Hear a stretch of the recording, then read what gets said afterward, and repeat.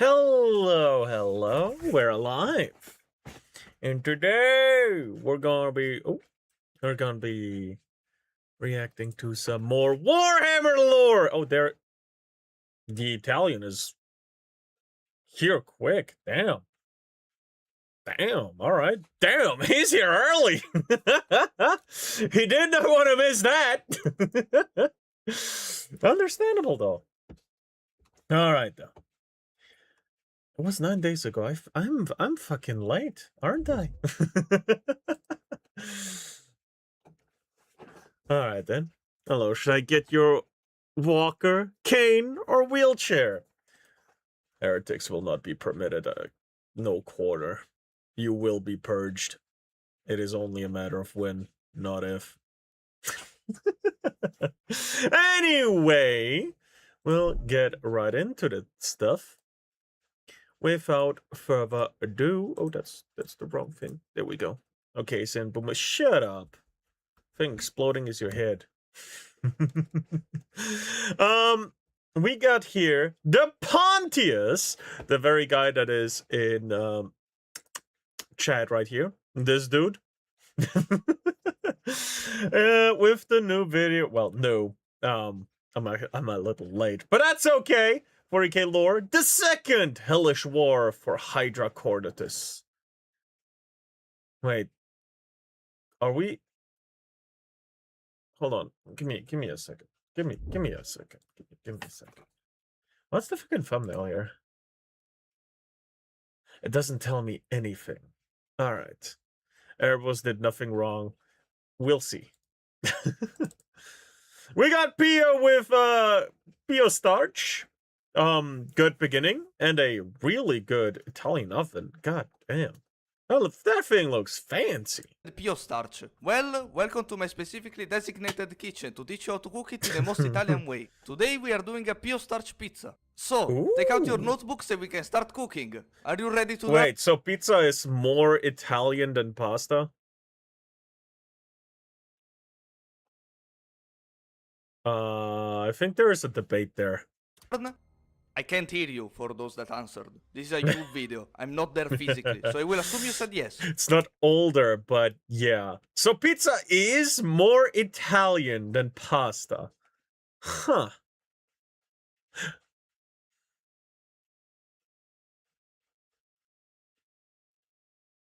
Can I think of anything more Italian? I don't think so, right? You guys really are known for like pizza and pasta. That's like it for like the world renowned. That's what they're known for, right? There's a lot more, sure, but that's like the main thing. If you ask what are Balkans known for, they're gonna say bread. We serve bread alongside a side of bread. Not ironically, though. So, take out your canned Pio starch, warm slightly in water if possible, and then open the can. Damn!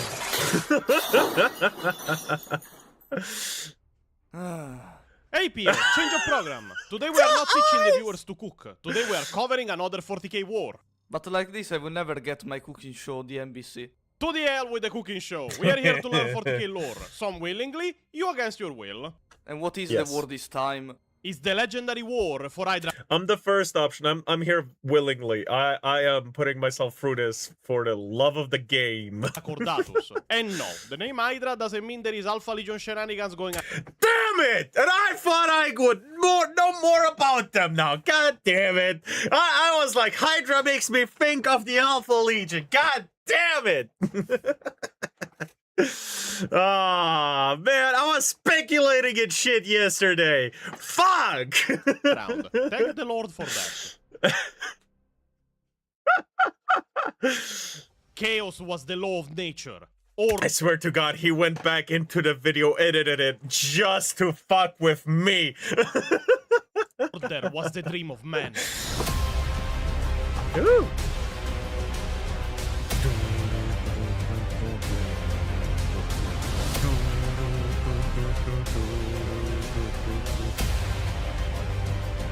the blood of Thorn.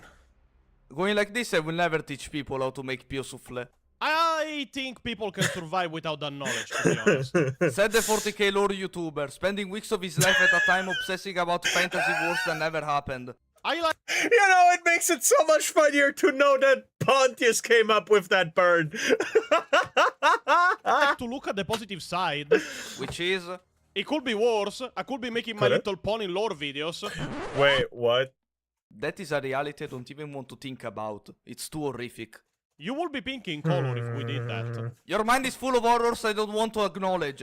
Now, today we have one unusual announcement to make. But before Oh. that, at this point, you know it. We want to thank all of our followers, members and patrons for all their support and help. And you can become a supporter too either on Patreon, Subscribestar or Ko-Fi. And enjoy exclusive perks and even exclusive access to the full series of Lore Destroyers. Remember to also follow us on Twitch where we stream 3 times a week. So we hope to see you they in chat do. to enjoy our rage when the 40k games we play don't work correctly.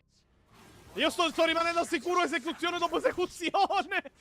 Dreadnought! You have the giant thing! Go fight it! Where the fuck are you going? Dreadnought mi ha letteralmente passato davanti! Ma vaffanculo, pezzo di merda! Valtus, ti odio adesso! Eri figo una volta! Oh yeah, I only recently got my first clear of a full 25 waves with randoms. I was kind of carrying too. I had like, what, 70k melee damage at the end of it? Ora fate spaccare, Valtus! Ma non sta facendo un cazzo! Sta combattendo i Marines! Con la Vortex Oh! Beast là! Oh, they're But probably today there is playing a special hard. announcement that Pio I played himself normal. will make. Hey, you! Have you heard of the We beat 25 waves 7 times almost in a succession and even beat wave 30 at one point. Damn! God latest damn! news? An No, absolute because nobody told you or goddamn. because you are deaf? Genuine question. I can't sign language. But anyway, we have opened our own merch shop. Do you want to become a PO? We got you covered. Do you want to let everyone know your opinion about taxation? We got you covered for that as well. Do you want to help the Interpol catch the legendary masked bandit? We have a shirt that can help you do that. No, no, no, The no, tactic no, is no. unknown. Duh, Spread duh, the duh, awareness.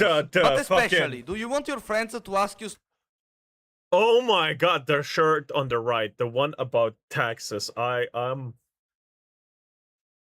I'm actually I'm tempted. stupid I'm questions tempted. like, what in the fuck is a PO? Then check out our shop for numerous funny designs inspired by gags of the channel or memes made in the Discord. I can Yo, guarantee you that you will spend more time Pikachu's! explaining to people the legend of Pio than the time we already spent explaining you 40k lore. Link in the description. Don't forget to send us a picture if you buy anything. It might end up in a video. So yeah, we opened a merch shop. It will be updated with more designs over Oh, time. But that check it looks out, there is amazing. cool stuff. But now, enough with the Wait, advertising. or in the- wait, am I crazy? Am I noticing that for the first time? Where are we? 48. No, I'm not crazy! You don't have it here! You don't have it here!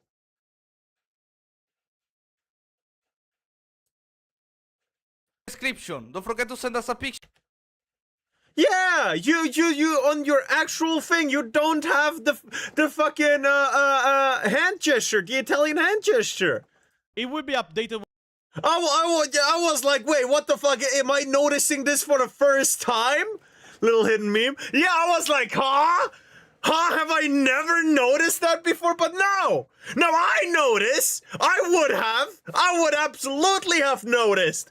God damn! with more designs over time. But check it out, there is cool stuff. But now, enough with the advertising, or in this case, P-overtising. We have a war to cover. Let's get into the events of the second war for Hydra Cordatus. Yes, you heard me right. The one covered in this video is the second war for Hydra Cordatus, not the first. Because the first one was 10,000 years prior, during the Horus Heresy. And we are not covering that until we start a series covering the entirety of the Horus Heresy, which gladly won't happen soon. Fair enough. There is a bet going. When the Patreon reaches 10,000 euros a month, we will start the Horus Heresy as a series, and continue it as long as that goal is maintained. As I always said it, I will go crazy to make that series. But at least I will be crazy and rich. Anyway, the events start from inside the citadel of Hydra Cordatus. Now, to give a little context, Hydra Cordatus as a planet is a wasteland of dust and rock. Scoured clean of all life during the Horus Heresy when the Iron Warriors fought here during the First War. But it has been repurposed as a special and heavily defended Mechanicus outpost for an unknown reason that we will find out later as we continue the story. Now, there are some key locations that you have to keep in mind, that you can see in this map. We have the Jericho Falls spaceport,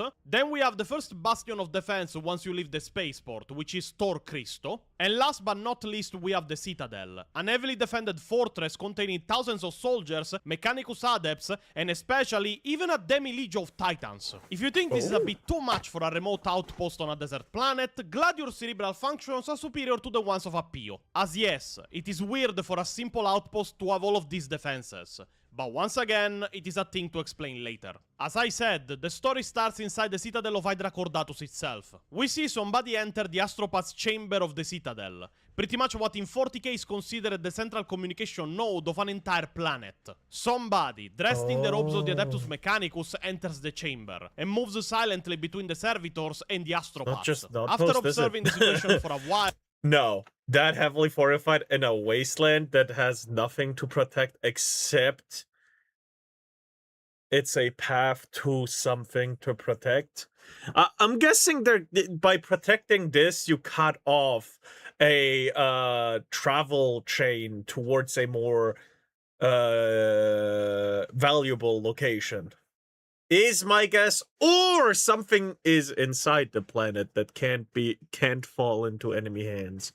Either one. It disconnects one of the machines feeding the entombed Astro Mechanicus! Oh, there's definitely some fuck shit in this fortress. Paths in the chamber with nutrients. Poured inside the tube the content of a vial, and then reconnects it to the machine. And as he moved to the door of the chamber, he looked back as the servitors stopped relaying the Astropath's messages. The communication node of Hydra Cordatus was now compromised and unable to receive external communications, but more importantly, send out any kind of message to the wider Imperium. And this was only the beginning of the nightmare that was about to unfold. Moving to outside of the Citadel instead, the story finally starts in one of the surveyor stations built in a circle around the Jericho Falls spaceport. Guardsman Hawk, that you need to keep in mind as he becomes important later, is waiting for his two other companions guarding the station to return from a patrol they had to undertake when the scanners of the station picked up something, for a brief second, to then return back to showing nothing. Even here he comments that nobody would attack the desolate rock that is Hydra Cordatus, that nobody had any reason to invade as there was little... Sorry. Is that a little fucking Iron Fortress? What are they called again? Fucking Titan? Is that a little Titan toy right there? Am I crazy? Look, here's the back, here's the, like, faceplate kind of thing, here's the cannon, here's the legs. Looks more like an Imperial Knight. Oh, yeah. I'm not good with the names, right? So I will definitely get those wrong. But yeah. Right? I'm not fucking crazy, right? Oh, no, wait. It's a Warhound. Ah. It's looking from the wrong angle. Right? Oh, here's a fucking skull. Solid rock that is Hydra Cordatus, that nobody had any reason to invade as there was literally nothing but the Citadel and a few bastions. And while he's right on paper at the moment, that is not what was happening. In fact, something was moving outside of the bunker, and had been for quite some time. The hunter who was about to kill Guardsman Hitch and Carrido had been stealthily approaching the surveyor station in the darkness for the last hour, his enhanced vision turning night into day. His name was Honsu, and in the last hour he had advanced 200 meters on his belly, centimeter by centimeter, the auto sensors in his helmet alerting him to the surveyor's sweeps of the armored bunker. Each time his earpiece growled a warning, it will freeze as the questing spirits of the ancient machinery sought him out. The other members of his squad were invisible to him, but he knew that they too were slowly approaching the station. Two of their targets had left the bunker. Were they hunting? Was it just a regular patrol, or had someone inside the bunker caught something suspicious on their surveillance? Briefly, he wondered if the soldier within had reported yet. Probably not, he thought, as he watched the two morons blunder about in the dust storm. They'd passed within a meter of his position as they headed to where they thought their quarry was, making enough noise to stampede a herd of groks. Hopefully, the third soldier in the surveyor station was as pathetic as these two. He had waited, watching them wander aimlessly for nearly half an hour before seeming to come to the conclusion that their hunt was fruitless, and beginning the trek back. Itch and Caredo made it back to the bunker, finding nothing out of the ordinary, and as they sent in the code to open the door, Hawk could see from the cameras a giant figure raised behind them, bolt pistol in hand. He jumped to activate the door override just in time as Itch and Caredo were shot in the head and slammed forward. Holy. And Hawk reached the weapon the bunker was equipped with, an assault cannon, and started firing blindly, careless of if he hit anything or not. If you don't get it,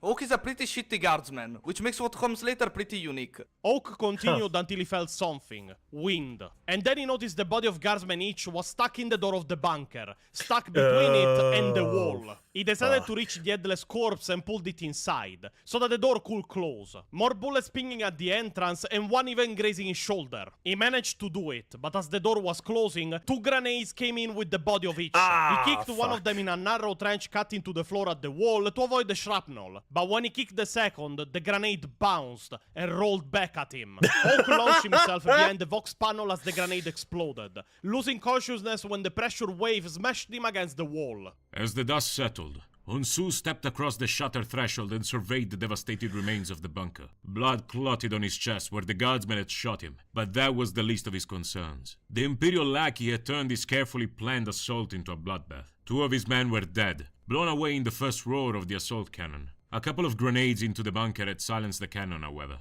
Frags weren't the most powerful grenades, but contained within the cramped confines of this bunker they had been devastating. He kicked the blackened, smoldering corpse of the guardsman, venting his frustration on the dead body. He ducked below the lintel of the bunker, black smoke pouring from its interior, and stood erect. Almost as tall as the bunker, Hunsu was a giant of a warrior. He was clad in power armor the color of burnished iron, its surfaces pitted and scored by 3 months of living in the hostile environment of Hydra Cordatus. He wiped the dust clogging his visor and engaged the illuminator on his shoulder. The powerful glow cast a stark light across his armor, shadowing his molded breastplate and the symbol of the Iron Warriors on his right shoulder guard. By bringing down this listening post, together with another one before coming here, Honsu created a narrow blind spot running towards the spaceport, and it was now time to complete his mission. He started moving with his men towards the Jericho Falls spaceport, a structure squatted at the foot of the mountains. The spaceport sported a collection of 3 dozen buildings, ranging from armored hangars for Marauder and Lightning aircrafts, fuel stations, mess halls and barracks, together with maintenance sheds. The spaceport was capable of deploying an entire attack wing of aircrafts in under 5 minutes, and it was defended by 5 companies of Juran Dragoons, the regiment of guardsmen that at the moment are stationed on all of Hydra Cordatus' defenses. Also, Hawk is a Juran Dragoon, just to specify. Onsu and his men stealthily approached the Jericho Falls spaceport, still not aware that 2 of their monitoring stations were now offline. Avoiding the patrols of the Juran Dragoons around the walls defending the spaceport, until they were finally in range. He gave the signal to one of his tech marines, Goran Delau, and he took out a slate with a featureless front panel from his backpack, a red light flashing on it.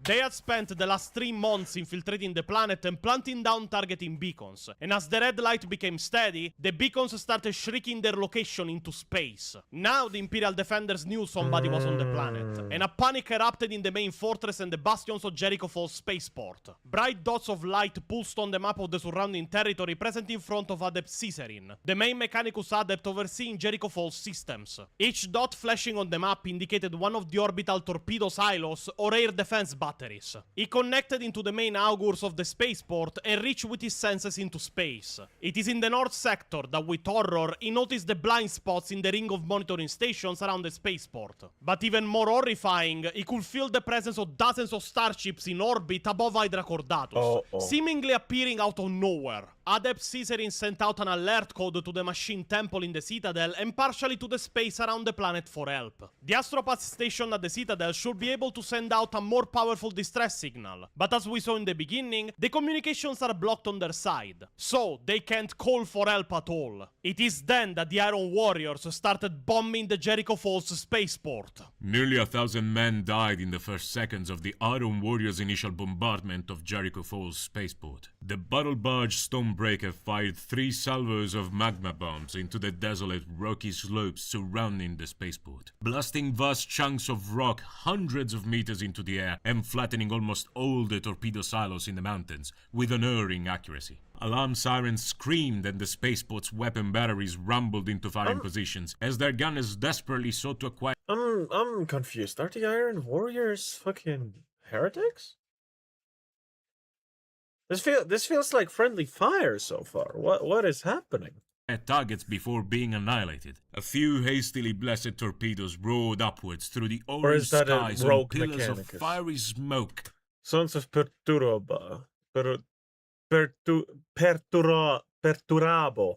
There we go.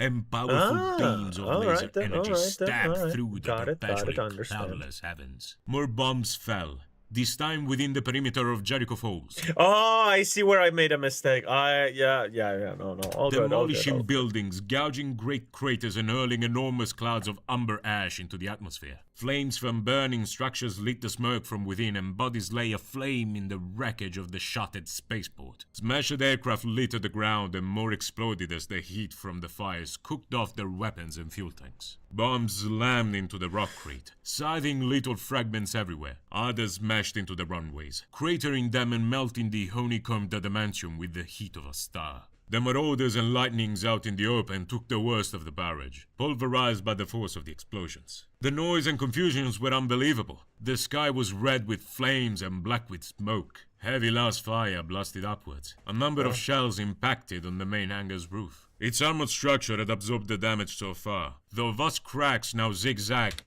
Is also protected by a shit, sorry.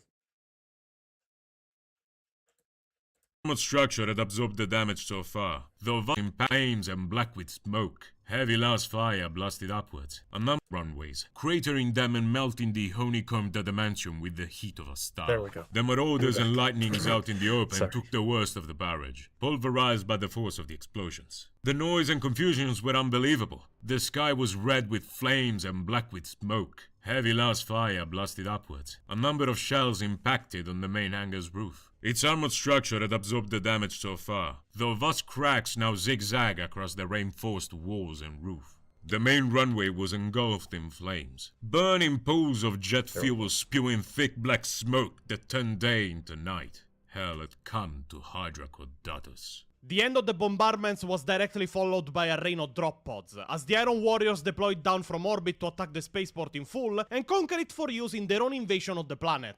It is also here that we meet some of the other characters of the book, and for brevity we'll introduce all of them now. Firstly we have Onsu, also called the Half-Breed. He is an unofficial commander of the Iron Warriors. He is called the Half-Breed because his gene seed is half Imperial Fist, which makes him very hated by the Iron Warriors. Then we have Kroger, the head of a company of Iron Warriors that mindlessly let themselves go to the predations of the Blood God. He too is starting to follow the tendencies of Khorne, but he's an arrogant and brutal commander that clashes most often than not with Onsu because of a rivalry they share from a very long time. He was also around during the Great Crusade and Horus Heresy, and even fought against Fafnir Ran. And last but not least we have Forrix, one of the original Iron Warriors of the Legion from when Perturabo led them, and that now commands a company of Iron Warriors. He is a cold and calculating space marine, and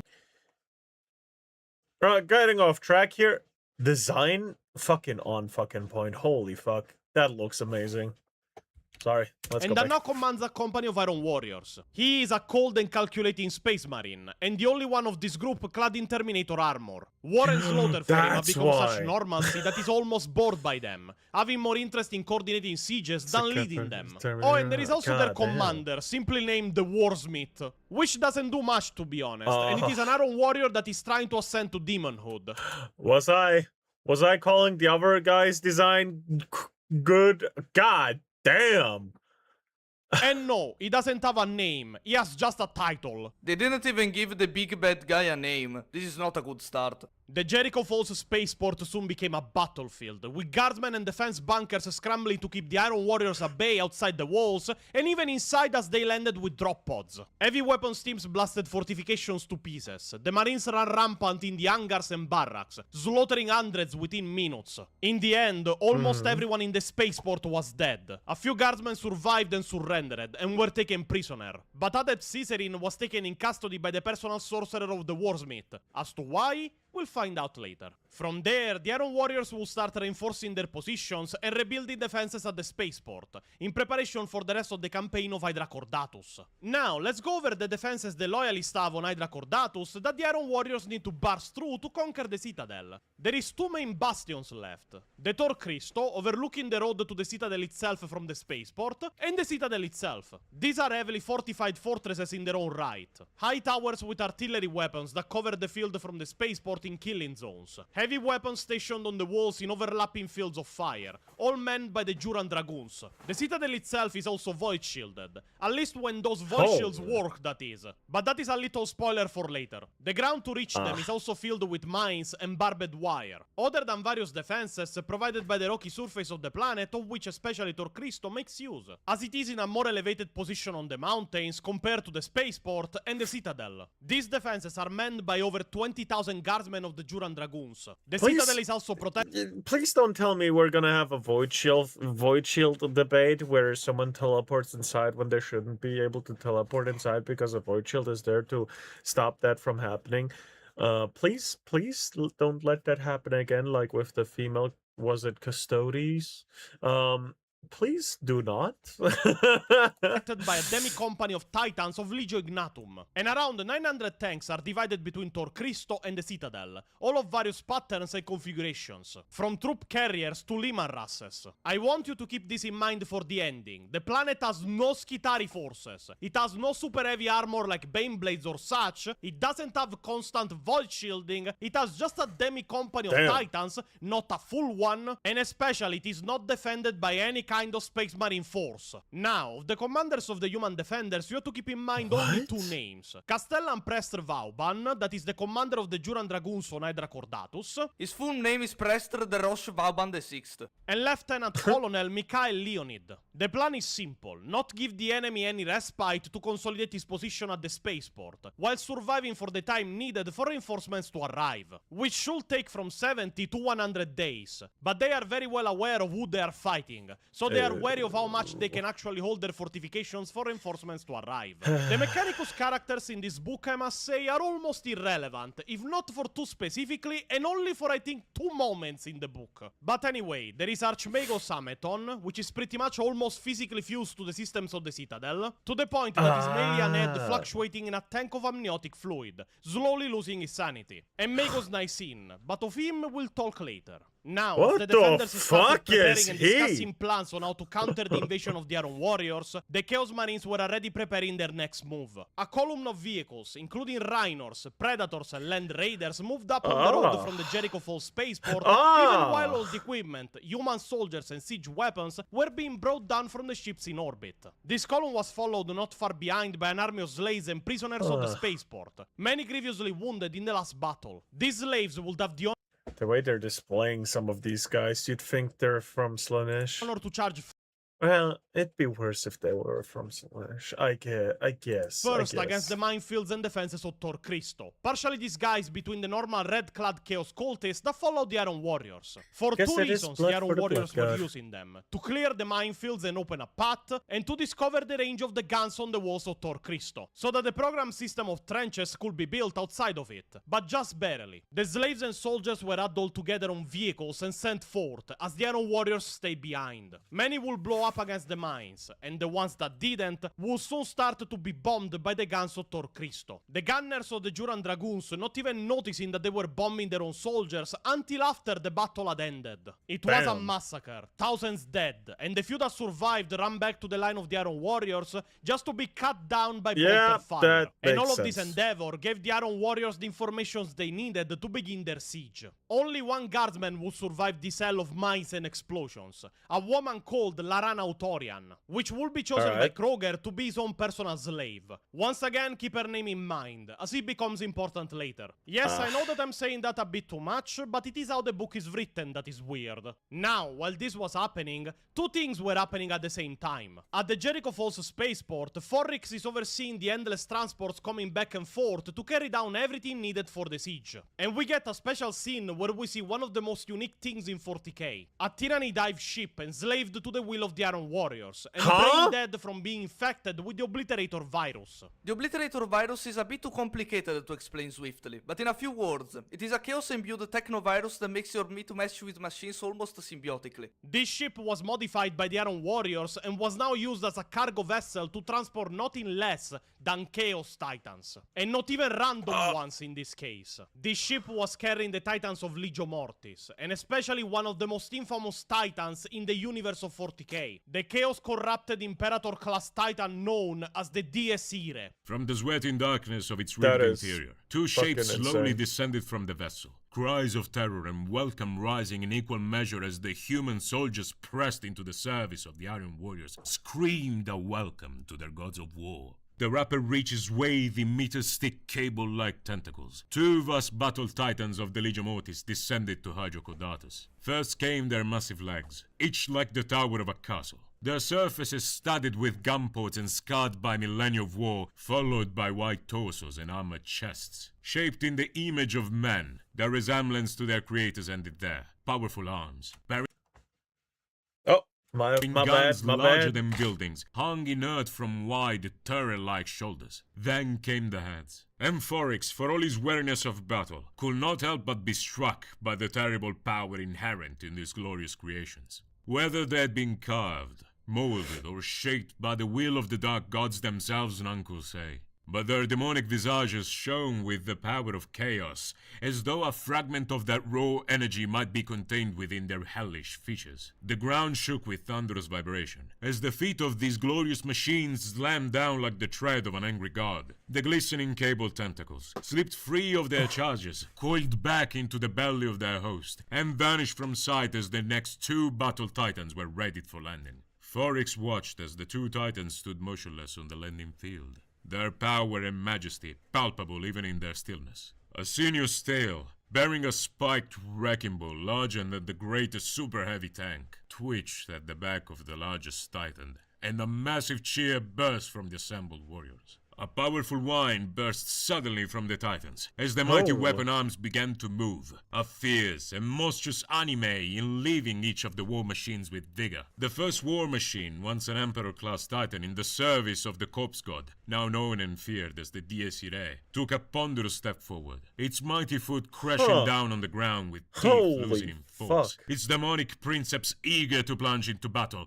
lest his monstrous war machine turn its fury upon its allies. And instead, in the mountains, where we saw Onsu destroy a relay bunker in the defense ring of the spaceport, Guardsman Hawks wakes up from being knocked out by the grenade that exploded inside his bunker. Confused, slightly wounded, but alive. And relatively well. He woke up and saw in horror that the spaceport had fallen into enemy hands. And he even saw the columns of vehicles moving towards the Tor Cristo Bastion not far from the spaceport. He scavenged for supplies, finding several weeks worth of rations and water, a portable Vox link, but very short-ranged, and 6 days of purifying pills that he must take to survive on Hydra Cordatus. Now, you cannot understand how much of a fucking problem I have with these pills. I am saving it for the ending of the video, as I am doing with many problems I have with this book. But I need to explain to you what these pills are. These pills are manufactured on planet by the Adeptus Mechanicus. Technically, as they say, the atmosphere of the planet is toxic, and the air slowly poisons you. So you need to take these pills periodically to avoid death by blood poisoning on the planet.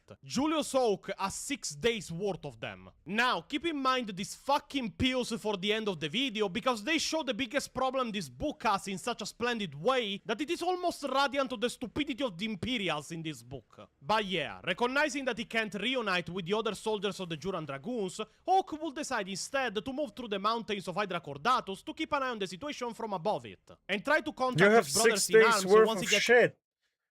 How are you gonna get up the mountain and close what? enough to Tor Cristo or the Citadel. The subsequent days proceeded with Oh a well, tense air, whatever. as a reinforced trench system was We'll constructed. find out. The first night, an exploratory team moving in stealth towards the walls of Tor Cristo will discover secret hatches hidden in the rock to deploy artillery guns to fire directly to the ground in front of the fortress. These weapons will be crucial in the defense of Tor Cristo, as they could directly target attack trenches from the front. This team was led by Onsu himself, but they will be discovered. An artillery artillery started raining on them as they ran back. A couple of marines would be killed in the operation, but Onsu was just slightly wounded. In the meantime, after a day of walking in the mountains, Guardsman Hawk managed to establish contact with Tor Cristo and the Citadel, and the news he gave were grave indeed. He saw the Titans preparing to march on the defenses, and knew that without a response from the fortress, they would bring the walls down. Like a fucking Imperator-class Titan wouldn't have been visible from even the walls. That thing towers over mountains. I don't know why in the book they needed a warning. They just needed to have eyes. As a result of the warning, a special military operation was organized. The Battle Titans of Legio Ignatum will move war outside of the walls, commanded by the Princeps of the Warlord Titan Imperator Bellum, Princeps Fierak. But not just the size of that Titan, right? There's also like the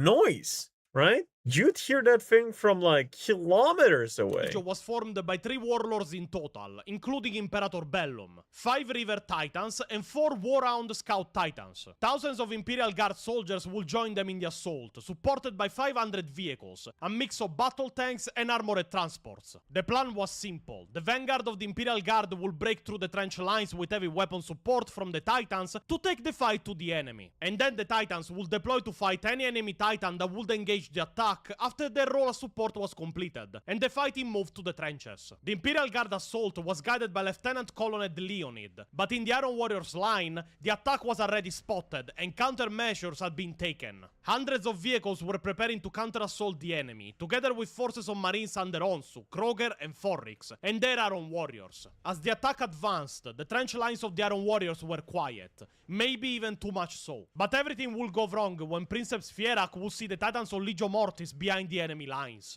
Firearch saw the kill banner hanging between the gargantuan towers of the Titan's legs, and the host of blasphemous symbols that writhed there. Hot anger flooded him as he knew that some of those markings must represent Titans and Princeps from Legio Ignatum. The beast's head was plucked from his worst nightmares, a hellish fusion of machine and demon, the very image of death. Legio Mortis, the ancient foe, and not only that, if he was not mistaken, this diabolical machine was none other than the dreaded Dies Irae, that infernal blasphemy that had breached the walls of the Emperor's palace at the dawn of the Imperium. Here, on Hydra Cordatus, could the warrior of the Legio Ignatum ask for anything more?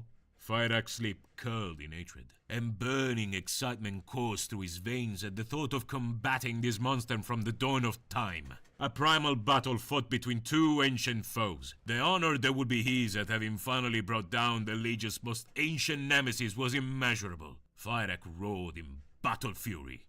Clavis Regni, honoris causa, and battle group sword with me, Ignatum! Princeps, Carried Cullen. are you sure? Such a maneuver will leave the Jorans dangerously exposed. Damn the Jorans, bellowed Fireax. I want that Titan. Now be silent and follow me. Fireax bellowed to engineer Honestly, Landro for yeah. more speed and Get rid of activated that the fucking Imperator Titan. Bellum's massive chain fist as he charged into battle. The Titans abandoned the original plan to reach Dies Irae and destroy it. This would have heavy ramifications on the future events of Hydra Cordatus. Meanwhile, the armored assault of the Jurans was still proceeding as planned, as they got closer and closer to the trench system of the Iron Warriors. But as they noticed that the Titans' support fire was not hitting the trenches, a missile departed one of the armored bunkers of the trench lines and hit a Liman Ras battle tank in the side, blowing it apart in a black fireball. The shot was the signal, and the entire trench line opened fire. Missiles, las cannons, and heavy bolters opened sequentially from the trench line, destroying all the closest vehicles to the edge of the trench and starting to pick off the tanks and chimeras with ease, aided soon after by the weapons of the rest of the Titans of Legio Mortis. Even the vehicle of Leonid would be hit, but him and his command squad will manage to get out before it burned from the internal fires. Hundreds died in minutes and the assault was shattered. Even when Leonid tried to lead a charge and almost reached the edge of the trench line, he would be hit. His flak vest saving his life even if he was thrown to the side all the same. All of this while Princeps Fierak and her Titans battle group were facing off against Dies Irae. To put it simply, because what happened next is decently complicated, the battle group of Princeps Fierak will be decimated, with only one of the warlords and two of the rivers coming back, while Fierak wounded and managed to disable one of the legs of Diesire, freezing it in place when its own plasma reactor went into meltdown. Meanwhile, the Juran Dragoons would suffer grievous losses. The only reason they were able to regroup and retreat at all was that two Warhound Titans, that were defending the opposite flanks to the Princeps, weren't able to join the assault against Diesire because too far, and finally came to give support to the armored assault. Their Vulcan Mega Bolters raking the trenches and turning into mist anybody that emerged to shoot. But as the Jurans retreated, the Iron Warriors were ready, and now a countercharge from their trenches would slaughter them as they retreated.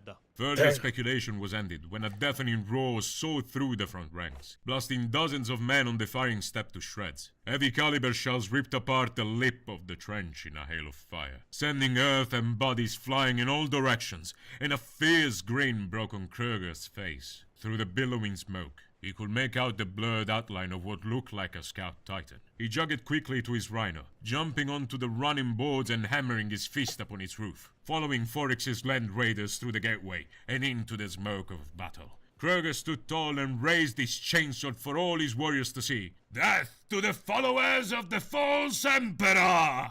The retreat was as bloody as the charge. Damn. Warbands of rampaging space marines and chaos armor putting down a hail of bolter fire and slashing to pieces entire squads once they reached them with their superior speed. Even the warhounds will be damaged in the retreat, and the assault of the traitors will stop only when the retreating rivers and the warlord started opening fire on their attack line, killing hundreds of humans and dozens of marines in seconds. Leonidas survived the attack, but it was a massacre to say the least. The majority of the vehicles destroyed, thousands slaughtered. The attack was a complete and utter failure. Diesire was disabled, that much was true, even if the enemy was working to bring him back into the battle. But Gunnar Tedeschi, the commander of the defenses of Tor Cristo, knew that the bastion would fall. It was just a matter of time, and had planned accordingly. Tor Cristo would hold out as long as possible, and a general retreat would be called when the fortress itself was breached. And he himself would trigger the self-destruct sequence that would obliterate it together with the mountain it was built upon. As the defenders prepared for battle, the reinforced attack trenches advanced from the Iron Warriors line to Tor Cristo, getting in range to deploy their own artillery against its walls to breach them. Remember, Tor Cristo, for some reason, doesn't have any void shielding. Make it make sense with what we find out later. It had been a week at this point from the failed assault against the Iron Warriors line, and while the gunners of Tor Cristo were doing their best to keep raining artillery on the advancing Iron Warriors trenches, it was impossible to stop them. On the morning of the 11th day of the siege, the firing positions in the trench lines were ready, and Forix gave the order to drag forward his special and heavy artillery. Demon engines possessed artillery weapons that would tear the walls to shred in a matter of hours. Once they were in position, he gave the order to fire. Bombs started raining against the walls and inside Tor Cristo, killing dozens as the heavy explosives detonated in between buildings. The hours of bombardments dragged on, and in all of this, Onsu and Forix were preparing to assault the fortress itself. Onsu and his Iron Warriors would assault the breach in the walls once it opened, and Forix and his Terminators instead were in waiting under the walls, near the secret hatches to deploy heavy guns Onsu had discovered. They were waiting for the guns to deploy and for the hatches to open, so that they could storm the fortress from the walls and the inside at the same time. Finally, at dusk, Major Tedeschi gave the order for the secret guns to be deployed. Forix stalked through the cratered wasteland and secreted himself less than 50 meters from the entrance to the concealed artillery pits. His veteran warriors filed into position alongside him and waited, the noise of the shelling swallowing the thump of their heavy footfalls. They did not have long to wait. A sliver of light and rumbling of heavy rolling stock grinding along the rails announced that the guns were indeed moving into position. Onsu, Hissed Forix, rising to his feet and charging towards the guns. go now! Onsu snarled in anticipation as he heard Forix's words echo within his helm and kicked down the sandbag barricade that led from the forward parallel onto the plain. He sprinted forward, the Iron Warriors fanning out behind him as they raced across the uneven ground towards the base of the steep rocky slope. Behind him, thousands of red-clad soldiers climbed from the trench and the guns continued to fire, pounding the walls to breach the central bastion. The augmented fiber bundle muscles of their armor powered the Iron Warriors upwards, leaving the human soldiers floundering in their wake, stumbling around in the strobing, shell-lit twilight. He and his warriors would be first to reach the fortress. This type of action had once been known as a forlorn hope. Because the first man into the breach would invariably be the first man to die. It was the duty of the Hope to draw the enemy fighters the remainder of the force close with the fortress. The men of the Hope would storm the breach and buy time with their lives for the following troops to push through. Hundreds of men might be sacrificed in this way simply to get a handful through the breach. As Foryx infiltrated the secret gunning positions, slaughtering everyone barring his way, Onsu reached the newly formed breach in the walls with his warriors and started climbing, while the guardsmen at the top were shooting down at them with everything they had, throwing down grenades, explosives, even demolition charges to keep the Iron Warriors at bay. Dozens of Iron Warriors and hundreds of humans died in the assault, but in the end, Onsu climbed to the top of the breach and started killing the Juran Dragoons trying to contain the assault. More enemies closed in around him as he shot, cut, stabbed, kicked, and punched a red ruin through the defenders, roaring in triumph as the warriors of his company climbed onto the walls, sweeping left and right along the ramparts. Bolters fired again and again, and men died in droves as the Iron Warriors took the ramparts of Cain Bastion in blood and steel. Silhouetted in the flames of the defenders' route, Honsu leapt for the courtyard below, the stonework cracking under his weight. Enemy soldiers streamed towards the narrow neck of the bastion. Iron Warriors in hot pursuit. The momentum of the charge must not be lost. Despite this success, there were sure to be thousands more soldiers in the bastions either side of this one. Onsu ran through the confusion of the battle, firing as he ran and cutting down those soldiers not quick enough to escape. At the neck of the bastion, he saw the Imperial troopers were heading for a wide trench, crossed by a narrow bridge. Troops bottleneck on the crossing, despite the desperate shouts of officers for them not to. As Onsu watched, the bridge collapsed into the trench, crushing those unfortunates to be trapped beneath it. Some soldiers dropped into the trench, turning to fire on the Iron Warriors, but many more were streaming in panic to the main esplanade where a squat brown tower crouched at the base of the steep escarpment. Black-coated officers in skull-embossed peak caps bellowed orders for their men to stand firm, enforcing these orders with bullets. Onsu let them shoot their own men, blasting holes in those enemy soldiers who weren't running. A swelling roar of hate filled the night as the Iron Warriors' indentured soldiery swarmed over the walls, fanning out towards the stairs or simply jumping into the courtyard. The bastion was theirs. Now they just had to break out of it. Stuttering volleys of last fire blasted from the trench, but it was too little, too late, as Honsu dropped into the prepared position and killed with wanton abandon. His sword chopped through a terrified guardsman, the reverse stroke disemboweling another. He worked his way down the trench, hacking a bloody path through the defenders, who fell back in horror from his deadly blade. As Honsu killed the guardsman, he reveled in his superiority, and could well understand the attraction of Khorne's path.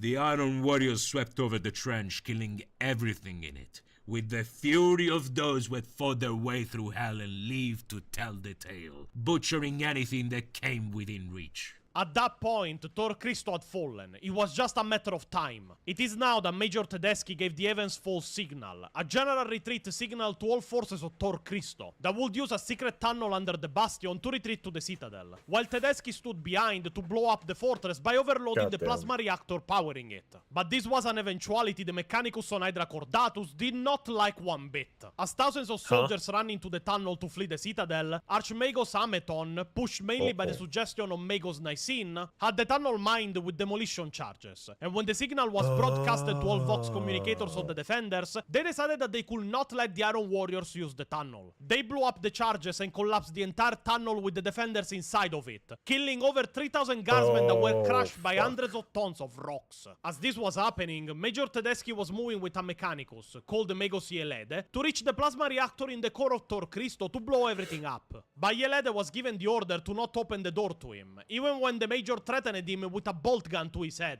This order would be overwritten when Foryx appeared, forcing open the doors of an elevator shaft and emerging in his bloody Terminator armor. The two would rush inside and seal the armored door, trying to start the meltdown process in time, but Foryx and his Iron Warriors managed to smash down the doors in time, killing Yeled and wounding Tedeschi as he tried to finish the meltdown of the reactor. They had failed to activate the self-destruct sequence in time. Tor Christo had fallen, and worse, it was now in the hands of the Iron Warriors. warriors. The only fortress left standing on all of Hydra Cordatus now was the Citadel. Castellan Vauban was witness to Forrix throwing the wounded body of Major Tedeschi to his death from the battlements of Mars Bastion at the end of the battle for Tor Christo. Now, you have to keep in mind the scope of a lore video, because there are a bunch of interfaction and interpersonal conflicts between a bunch of characters that I'm not telling you about. I am here to tell you how the events played out. If you want to know exactly what happened, every conversation, every insult, every Read of the threats the everybody book! was exchanging with each other during the story, it is very easy to do that.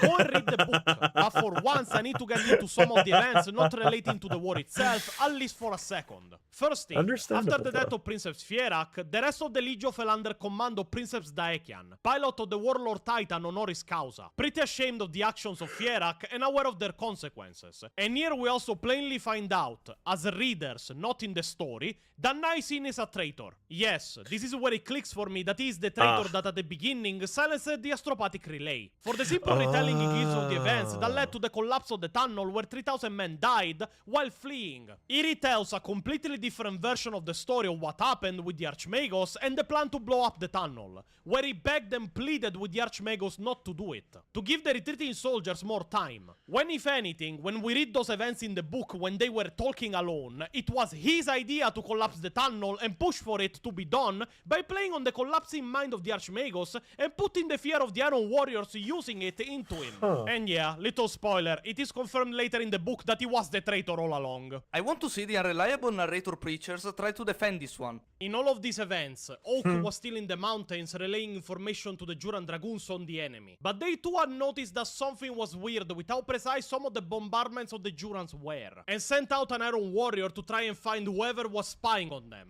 On the 20th day of the siege, the attack trenches were now moving from Tor Christo to the Citadel, with guns from the now first front line and even the promontory of the newly conquered Tor Christo starting to rain artillery shells on the Citadel itself. His voice shields were linked to the mind of Archmago Sameton, and he was struggling to keep them up as his mind was even now slowly dying from his 600 years of service to the Citadel. Now, Castellan Vauban had devised two plans to try and delay the Iron Warriors' assault on the Citadel. One involving himself, the Jurans, and a new unexpected ally that had arrived in the covert of night, and one involving Guardsman Oak in the mountains, unknowingly hunted by an Iron Warrior and several cultists. Oak will be guided to an underground hidden facility in the mountains, which will reveal itself to be a surviving...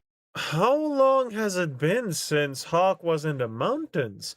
He only had 6 days of medicine against the environment. Torpedo silo. One of those the Iron Warriors are not destroyed. The Magos on his communicator will then start to guide him on how to arm the torpedo. On the 20 days from the beginning. What the fuck, did he not have 6 days worth? How did he like stretch it and is like half dead crawling around or something? Like how else are you gonna explain that? Maybe he found a cache somewhere and it had some medicine, but I doubt that. Same night as Oak was arming the torpedo, followed by nearly 2,000 men, Castellan Prest Vauban was leading a stealthy advance towards the Iron Warriors' Definitely lines not from poison. the walls of the Citadel, moving in the dark and in absolute silence. They almost reached the trenches when they were spotted, killing the Chaos soldiers. Wait, are you telling me that the Hydra Hydra Cordatus is not a very poisonous environment, and that medication, if you don't take it, you live, and if you take it, you die of cancer?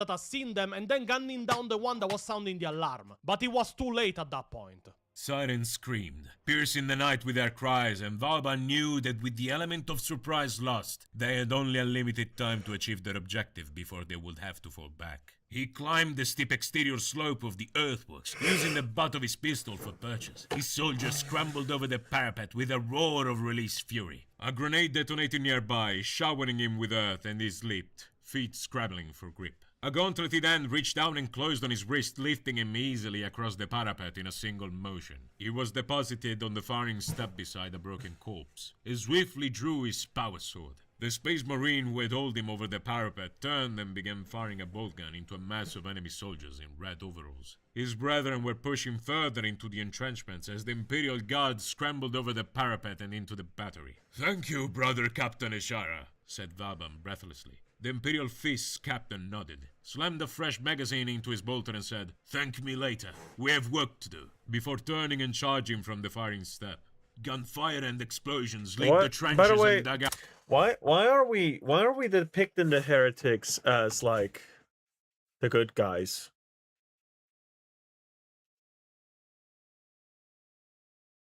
That's why I was confused at the start. Well, that and the name of the iron, yeah, you know. But yeah, is the Imperial not a iron? Oh, I'm confused. All right, good. Out Okay. of the battery with strobing lights, screaming soldiers and wooden men providing a cacophonous backdrop to the attack. Hundreds of Jorans poured over the earthwork, killing anything in their path. The Chaos soldiery had been caught largely unawares, and the Imperial troops offered no quarter to the unready foe. Storming parties slaughtered the enemy soldiers, shooting them where they lay or stabbing them with bayonets as they scrambled for weapons. And now imagine what you are wondering. When did the Imperial Fists get here? Well, it is explained later in the book. But let's explain it now, just to disband some confusion. The Justitia Fides, our strike cruiser, was about to make the jump into the Empyrean when the astrobats reported a faint distress signal emanating from this planet.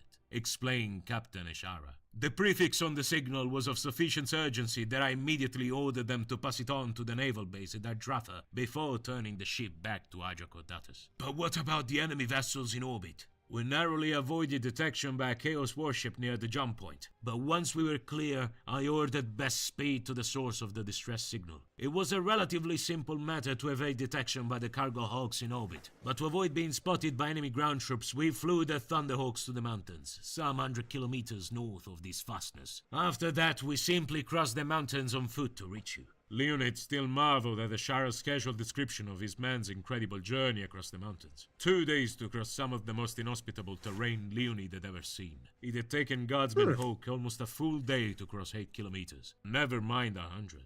Violent fighting exploded in the trenches as the entire third company of the Imperial Fists, led by brother Captain Eshara, assaulted the enemy lines with 2,000 soldiers of the Juran Dragoons. Their objective was simple, destroying the heavy demon engines artilleries of the enemy so that they could not pound the walls of the citadel to dust like they did the ones of Tor Christo. Guardsmen fought against red-clad Chaos soldiers. That's Imperial smart. Fists started fighting and killing Iron Warriors that were intervening to try and stop the enemy from destroying their guns. The violent fighting became even worse as the destroyed demon engines released demons in ethereal forms in the trenches. This is the first time even Onsu will be possessed by a demon, killing several Imperial... Twitch reset my stream streak again? What the fuck? Twitch be wild, honestly. Fist with his powers before it vanished. Bullshit. The night was illuminated by last gunfire, grenades, and demolition charges exploding, and bolt gunfire streaming across both sides of the trench. Meanwhile, Hawk was imprisoned to farming the torpedo for good, but after loading the coordinates of launch into it, he would be attacked by the Iron Warrior and his squad inside the bunker. A violent fight would ensue between the few cultists he had brought and Hawk, but the pride of the Iron Warrior would be his end. In a panic, Hawk pressed buttons on the console of the torpedo and managed to launch it, escaping the room as it was engulfed by fire and narrowly avoiding his death as the torpedo launched. The Iron Warrior would perish in the inferno of the torpedo room. The fighting in the trenches on the ground was still ongoing when the Glaive-class ground launch orbital torpedo climbed rapidly through the red sky of Hydracordatus, lighting the battlefields below with its brilliant glare. Where you were Formix, definitely stationed not in there. Tor Christo and over the promontory, was observing the fighting happening below with a silent hatred for the incompetence of Onsu and Kroger, as they were letting the enemy destroy their precious siege guns, when he finally observed the torpedo disappear in orbit,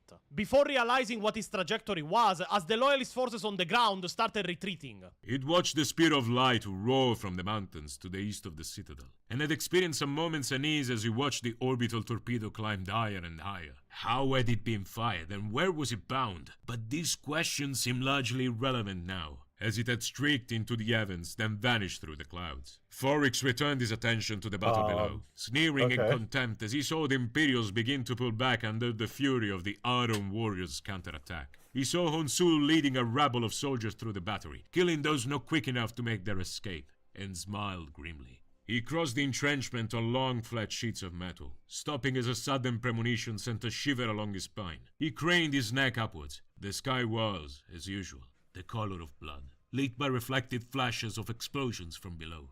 What had made him look up? Then he saw it.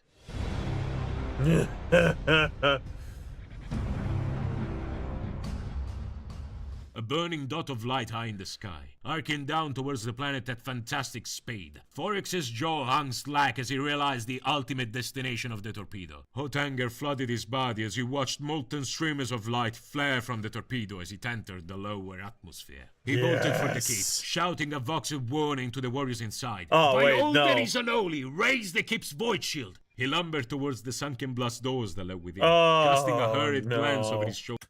Fuck, Is Foryx a Imperial Fist? Oh, no. It must have been mad at me for swapping to YouTube to rewatch your reaction. Jill's Twitch again, sigh.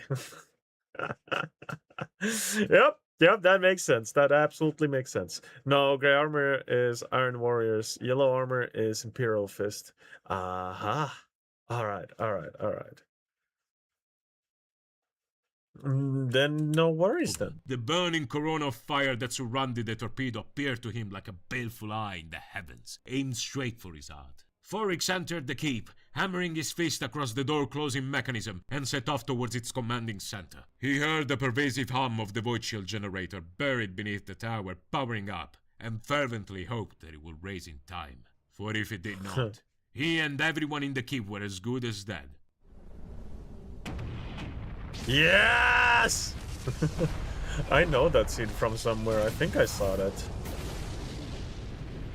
Holy hell.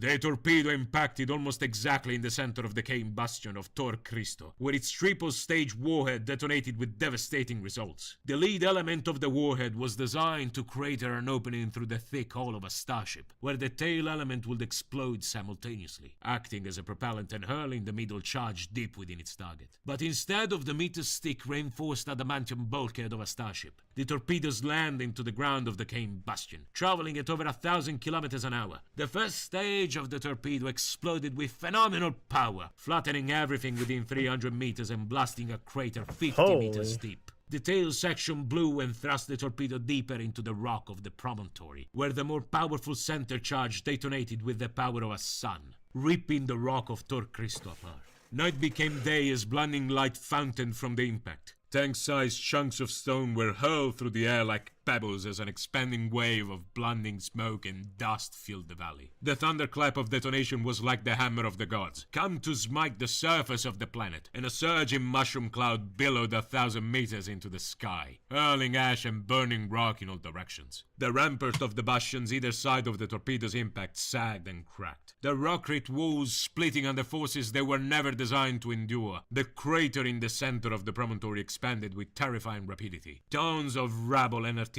pieces collapsing into the fiery pit. With a tortured groan, millions of tons of stone cracked and rumbled, sliding free of the slopes of the promontory, crashing down a rocky tidal wave of destruction. The western end of the first parallel was buried beneath the avalanche of rock, and the zigzag approach steps leading to the second parallel filled and collapsed. Thousands died screaming as they were crushed beneath the sweeping tide of earth. The battery constructed before the walls of the Vinker Bastion vanished in a torrential downpour of earth and rock, the guns buried forever beneath thousands of tons of debris. Tor Christo was obliterated in an apocalyptic explosion of pure and raw energy. The entire battlefield in front of the citadel was showered in dust and giant rocks. The energy was so powerful that human and space marine alike were sent down from the speed of the winds. And even Titans stationed far away like Dies Irae, still being repaired after the first Titan battle, shivered from the pure energy unleashed. The retreat on the ground was not yet completed, and it is as Castellan Vauban got up from the ground, half stunned by the distant explosion, that he walked to the wrong side, and found himself face to face with none other than Onsu himself. The two would present to one another, then draw their blades, and prepare to fight in a duel. And the duel, surprisingly, not only wasn't one-sided, between a human and a fully fledged space marine of chaos,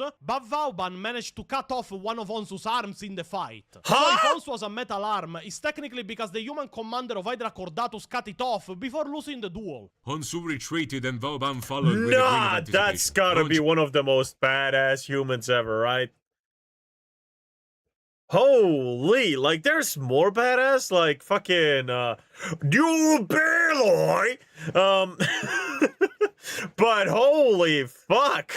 himself at Onsu with fresh vigor. Onsu was a powerful warrior, but Prestri Vauban had been a student of swordplay his entire life, and each attack drew fresh blood from his adversary. He hammered his enemy's defenses again and again, forcing him slowly backwards until Onsu stumbled and lost his footing. Vauban spun left and struck out at Onsu's sword arm. Onsu was quick, bringing his block up just in time to intercept the blow, and their weapons met in a coruscating hail of sparks. Vauban roared as Onsu's blade snapped and his own smashed home. The Iron Warrior grunted in pain as his arm was severed just above the elbow. Onsu retreated, stumbling as blood sprayed from the stump of his arm. Seizing the opportunity, Vauban leapt in to deliver the death blow, but at the last second realized that Onsu had lured him into the attack. Onsu roared and stepped to meet Vauban, slamming inside his guard and hammering the snapped length of his sword blade through his silver breastplate and into his heart. White-hot pain flooded Vauban as Onsu twisted the blade, bright blood pouring down his chest and darkness veiling his sight. Had he heard someone crying his name? He felt his lifeblood pouring from him and looked into the eyes of his killer. "Damn you," he whispered. "That happened a long time ago, human," hissed Onsu, but Vauban was already dead. And like this, Castellan Vauban was dead, and to his place was promoted Colonel Mikhail Leonid. With their siege weapons destroyed and with Tor Christo now in pieces, the Iron Warriors will need to change strategy to assault the Citadel. But this just delayed their efforts. The war for Hydra Cordatus was still ongoing. Holy fuck. So, Oh, just a second. I'll be right back. I need something to drink. Holy fuck, I'm thirsty. I'll be right back. Oh, hold on. We already had quite a bit of okay. Just a second. Go here. This is AFK screen. I'll be right back.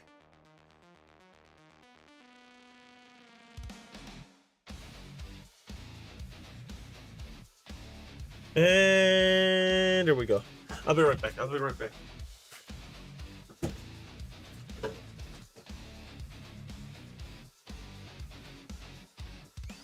Während die Knechte seinen Armen wie wilde Bestien brüllen, bebt die Luft vor purer Zerstörungskraft. Die Horde schart sich ihn, Fäuste aus Stahl erhoben, und alle Feiglinge fliehen heulend, pissen sich nass vor seiner Macht. Vor dem bandagierten Berserkerritter, unbarmherziger Kreuzritter, unser Titan aus Stahl und blutigem Stoff, Streitrüsser donnern in Formation, während er den Tod entfesselt, zerfleischt die Schwachen, lässt die Starken im eigenen Blut ersaufen und verrecken, bevor die Sonne blutrot versinkt, spürt er Kopf voran, mit berserkerhafter Höllenwut, geradewegs in die Hölle hinein, Schwert gezückt, Seele aus purem Feuer, keine Furcht, kein Erbarmen, kein Zurück, denn diese Bandagen wurden in der Hölle geschmiedet, um den Teufel selbst zu zerfetzen. Er ist der Mumi. Der Mumi. Er ist der Mumi. Der Mumi. Unser Held, der mit brutaler Kraft und mörderischer Pracht alles zermalmt. Nope. Where is my fucking motherfucker? Der Mumi. Er bricht hinein für den ewigen Ruhm und lässt nur Leichen und Asche zurück. Er ist der Mumi. Oh, this is something I need. Okay. Und während die Massen wie wilde Bestien toben, die Herolde seiner Namen in die Ewigkeit hämmern, werfen sich alle Unterworfenen in den Staub, Heid dem unbesiegbaren Herrscher aller Schlachten und Feinde. Unser Souverän zum Mumi. Unser Alright, good. Alright, I'm back. Unser Held, der mit brutaler Kraft und Alright, we back. We continue to watch this. So, Honsu the Half-Breed managed to lose an arm to a human in a sword fight. Yeah, to be honest, seeing some of the problems the book has, this seems very small in comparison. Listen, fair I know enough. it probably is very far from how canon works, but at the same time, ha! Come on, Iron Warrior Hell. As the remains of Castellan Prester Vauban were put to rest in a mausoleum, the new commander-in-charge, Mikhail Leonid, started organizing with the remainder of his forces to prepare a plan of defense. Aided by the Imperial Fist of the 3rd Company that also got to work to reinforce the defenses, bunkers, and repair even the walls from the bombardments that had already damaged them. Meanwhile, outside of their walls, Forrix and his men had survived the bombing of Tor Cristo, and he was now at work with other Iron Warriors into digging advancing attack trenches to reach the walls of the Citadel. It is also here that Forrix, and us by reflex, finally learns why in the fuck the Iron Warriors are attacking in such a force Hydra Cordatus. The planet is in fact a secret Mechanicus base and laboratory. In fact, under the Citadel, in a cave system, there is a deposit, an entire bunker filled with loyalist space marine gene seed. And I'm quoting Kelmaur the Sorcerer here directly from the book. In this bunker there is enough genetic material to create legions of space marines. And the wars with all the Iron Warriors on the planet is here to take it for Abaddon the Despoiler in preparation for the Wait, then there's 0 space marines guarding this? Remember, the Imperial Fist got there because of the signal.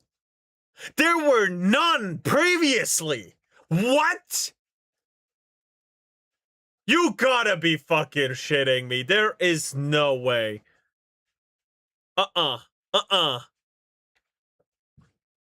This is not enough. This is not enough defense for something like that. I get it now. Holy shit. Yeah, it's worth every fucking death from the Iron Fists. What the shit? That makes 0 sense. It gets worse? God, what from when is that book? Please, just tell me from when is that book? Did it come out in the last 5 to 6 years?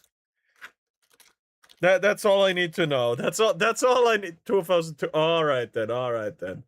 No, I can't excuse it with fucking woke bullshit then. Black Fuck. Crusade. If he accomplishes this mission, he will ascend to demonhood. The new plan to assault the Citadel now was to assault the walls from underground, digging tunnels under them and mine them with explosives, to bring the entire walls down all at once and assault the Citadel with overwhelming forces supported by artillery tanks, blasting at the defenders on the wall. The Space Marines will try to run several operations by digging tunnels of their own to assault the Iron Warriors and collapse their tunnels before they reach the walls. But those operations failed, one of them even leaving Forrix at death's door when he fought off 2 entire squads of Imperial Fists alone. And with the failure of those counterattacks, the walls were as good as destroyed. And in fact, it would take only 3 days before the attack started. 3 days after the attack on the tunnels, a terrible rumbling rocked the walls of the citadel, like the beginnings of an earthquake. The ground beneath the fortress heaved upwards and cracks split the roadways through the inner walls. Along the edge of the ditch, a huge wall of fire and smoke leapt upwards as explosives planted there blasted its crest apart, scattering rubble into the ditch and providing a means for infantry to descend into it. But barely had the dust settled when an explosion of far greater magnitude shook the ground. Wide galleries that ran underneath the curtain wall linking the Destiny Gate and the right flank of the Mori bastion collapsed as vast quantity of ordnance detonated and vaporized huge swathes of the wall's foundations. The center section of the Great Wall groaned as it sagged, the noise swelling as a giant crack split the curtain wall, the sound like a deafening gunshot. Officers shouted at their men to clear the walls, but for many it was already too late as the 60-meter-high wall slid ponderously into the ground, huge chunks of rockrit shearing away and tumbling into the ditch. Hundreds of men were carried to their deaths and vast clouds of dust billowed skyward.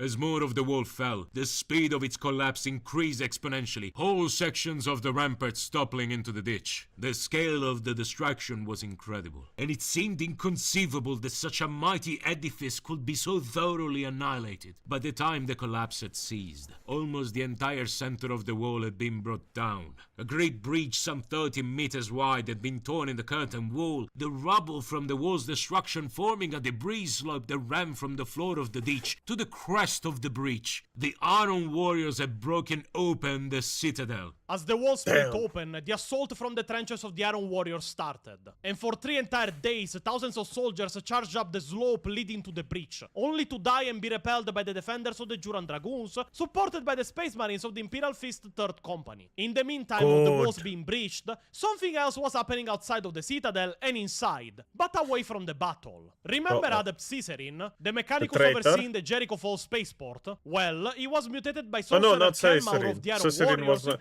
Who was the Nairin or something? I don't using the remember the Obliterator name. virus. And now, as a creature partially organic, partially cybernetic, and completely corrupted by chaos, using a strange magic ritual, he was teleported in the mausoleum of the Citadel, where he will be met by the now confirmed traitor Magos Nycin. As the dawn of the 4th day of the walls being breached came up, Onsu, a newly healed and partially cybernetically enhanced Forrix, and Kroger were preparing for a decisive assault on the Citadel. But there is only one problem with what I just said. Kroger is dead. The person wearing his armor from this point onward isn't him. Wait, what? Exactly. You see, Pio, Kroger was slowly losing his mind to the predations of the Chaos God Korn, and he was turning into a mindless berserker as the siege went on. His armor was possessed by a demon that was mighty tired of Kroger and his mindless slaughter. So, it decided to corrupt the most hateful creature it had around at that point. Kroger personal slave, Larana Autorian.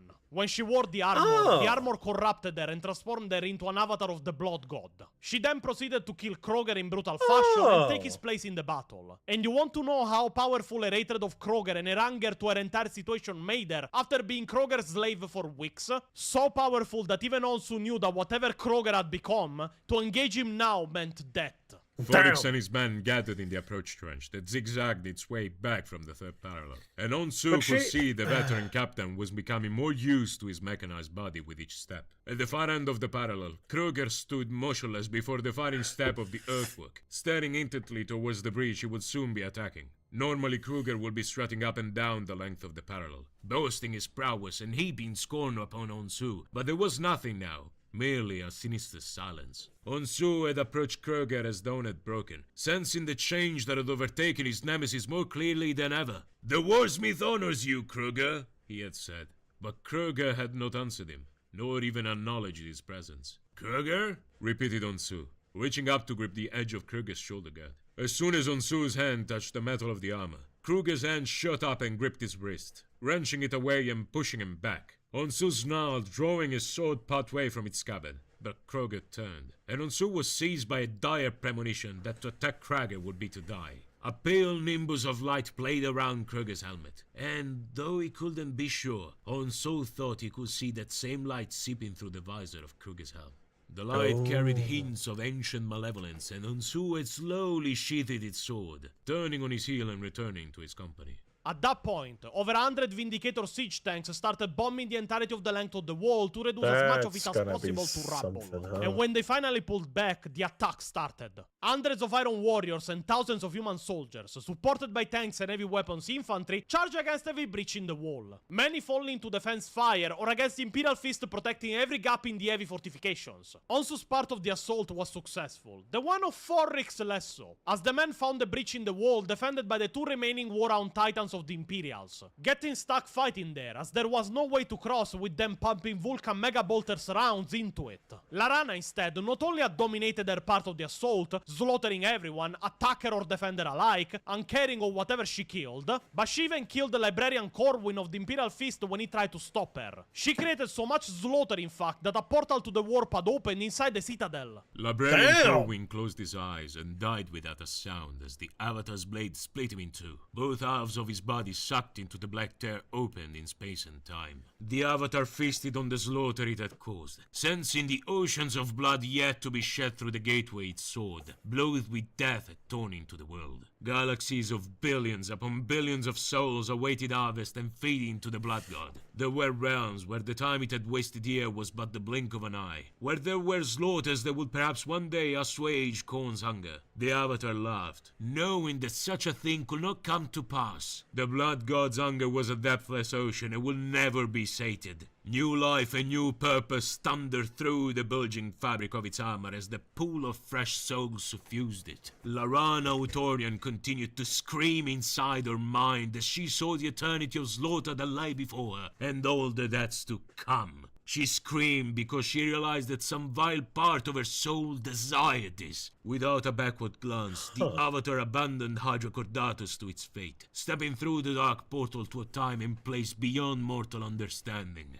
An age of battle awaited, and it had time without end to be part of it. So, Kroger, or better Larana, disappeared from Hydra Cordatus. Forrix was stuck, and also joined him to help him complete his assault on the walls. But without heavy support, they could not take on the War Hounds alone. It is then that Diesire appeared in the distance, every step making the earth tremble as he strode towards the citadel, its leg functional enough to let it walk. Princeps Daekian and the two remaining River Titans, partially repaired after the first battle against the enemy Titans, were ready to meet him. A violent battle ensued as the Titans fought at the wall of the citadel. The warlord trying to keep the attention of the Imperator on itself as the Rivers pounded him with everything they had, but they were visibly outmatched. The two Rivers were destroyed by the sheer volume of fire the weapons of Diesire unleashed, leaving Princess Daekian and his warlord, the Honoris Causa, to finish what Princess Fierak had started. As the Titan war machines fought, they came closer and closer, until they started slamming into each other in melee range to try and kill their enemy. It is then that Princess Daekian rammed his battle claw against the softened midsection of Diesirae's reactor chamber, already an open wound inflicted by Princess Fierak. His claw punched through and gripped the plasma reactor of Diesire, crushing it in its hand before both Titans, heavily damaged and next to meltdown, fell down against the walls of the citadel. For a second, Onsu thought Forrix was about to rebuke him again.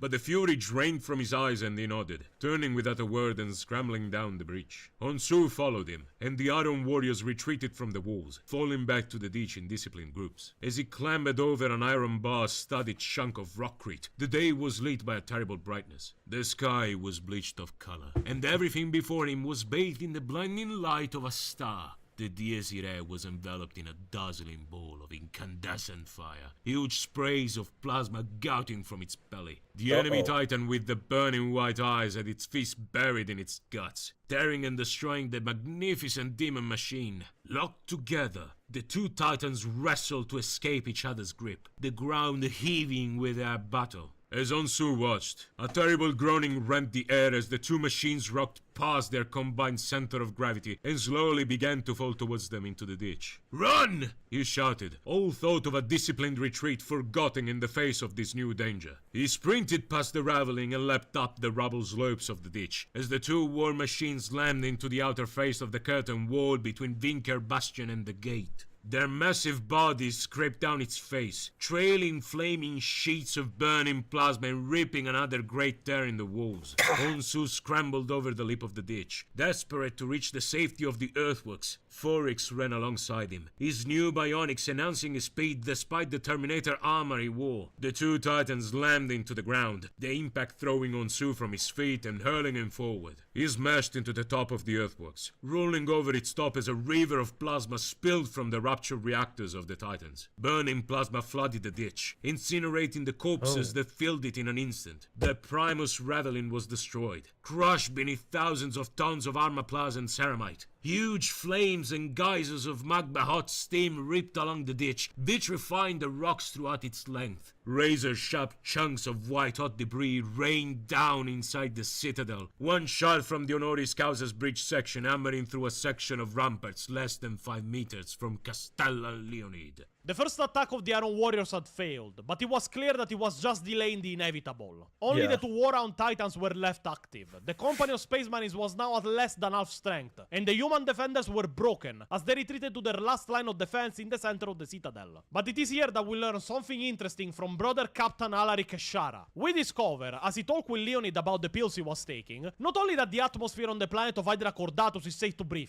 albeit unpleasant because of the smell of ash of this rocky desert world. but that actually the pills they are taking are pretty much poisonous. They were slowly poisoning every Imperial Guardsman station on Hydra Cordatus and giving all of them cancer in a matter of years to preserve the secrets of Hydra Cordatus that any human defending it might discover. Leonid was enraged, and he moved to reach the inner sanctum of the Mechanicus to confront Archmagos Ameton face to face, accompanied by his own bodyguards and Captain Eshar himself. As they reached the doors of the inner sanctum, however, they saw Nisin pushing inside somebody before sealing the doors, and they were engaged by two Praetorian battle servitors that tried to stop them. Many of Leonid's men would die, but in the end they managed to destroy them and break into the inner sanctum, only to find that Archmagos Ameton was dead.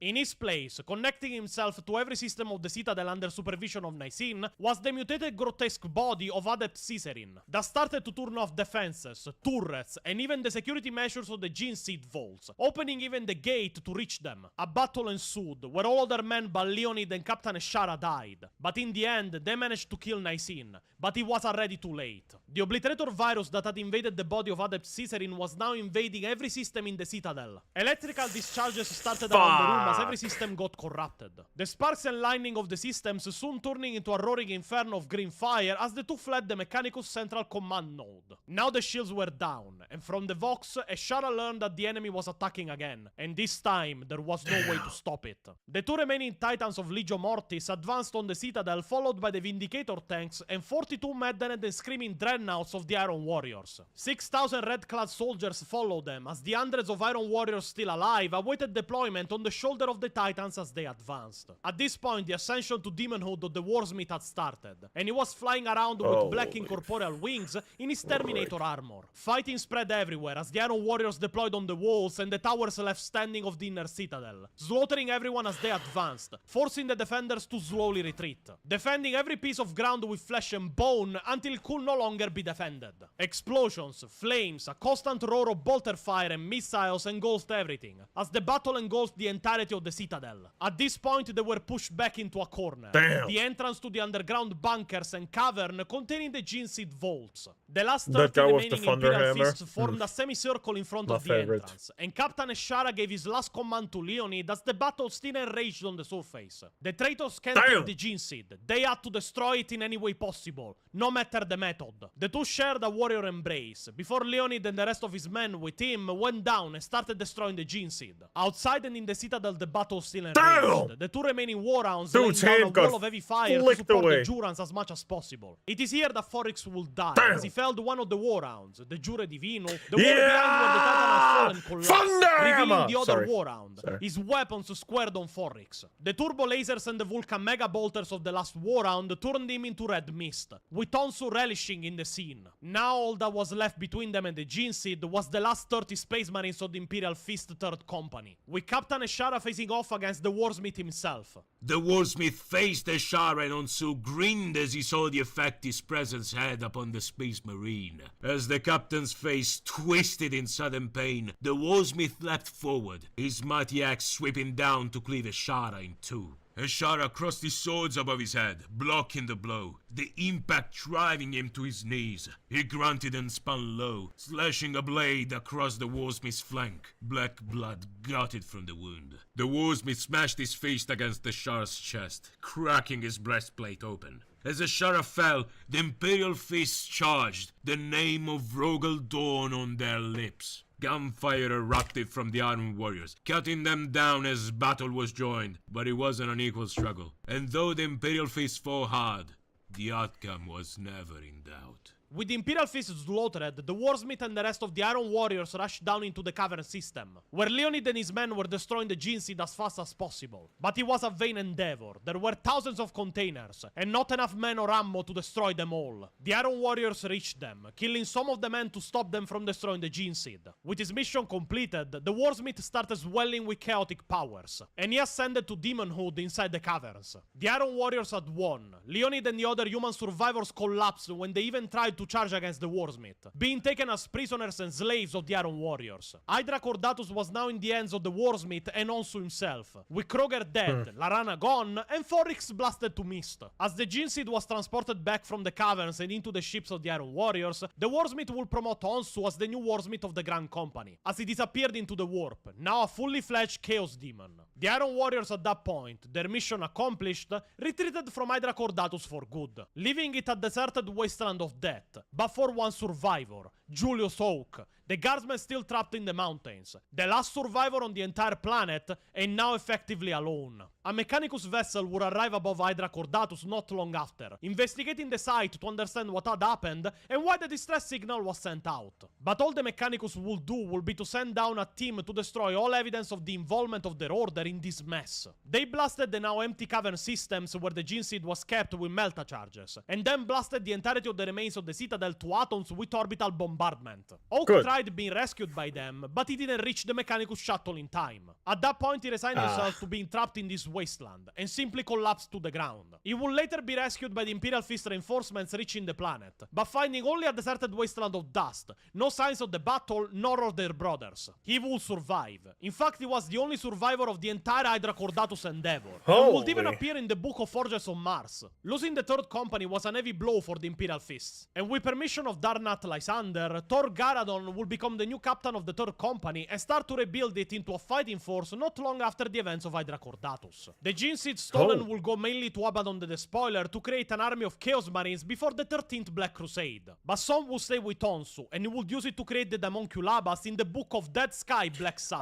We explained the story in the Female Space Marines video, it doesn't need rehashing. But I have a big problem with the book in which the events we covered in this video are explained, which is Storm of Iron by Graham McNeil. This book doesn't make any sense for anything that happened after the attack on the Jericho Falls spaceport, and I will explain you extremely in detail why. Now, I hope you don't interpret my more serious tone in this part of the video as rage. It is not rage, the book is good, go and read it because the story is pretty interesting. And there is many conflicts of personality happening in both sides of the war. We Italians always sound angry, Pio is an anomaly, he always sounds bored. My entire demeanor after the invasion of the spaceport is of pure incredulity, because after the spaceport is conquered, the story stops making sense altogether. For one simple reason, the IQ of the Imperial Defenders drops from a normal human to around the level of a chair. And a stupid chair at that. Now, don't think I'm saying the Imperials should have won this war. Even if the story made sense all the way through the book, I still think the Imperium would have lost this one. But things would have gone in a much different direction. Because you have to realize that the good writing for the Imperium ends after the attack on the spaceport. Think about the situation. The attack on the spaceport was the only moment where the Iron Warriors genuinely outsmarted the Imperial Defenders. They were in orbit using Chaos Magic to hide themselves from sensors. Onsu and his men were on the ground from 3 months spying on the Juran Dragoons at the spaceport. They set down targeting beacons for the torpedo silos so that they would be destroyed immediately by the fleet when the attack started. So that the fleet was not blown to pieces by it. It is here that Forix will die, as he fell. Why did I do that? We were way no.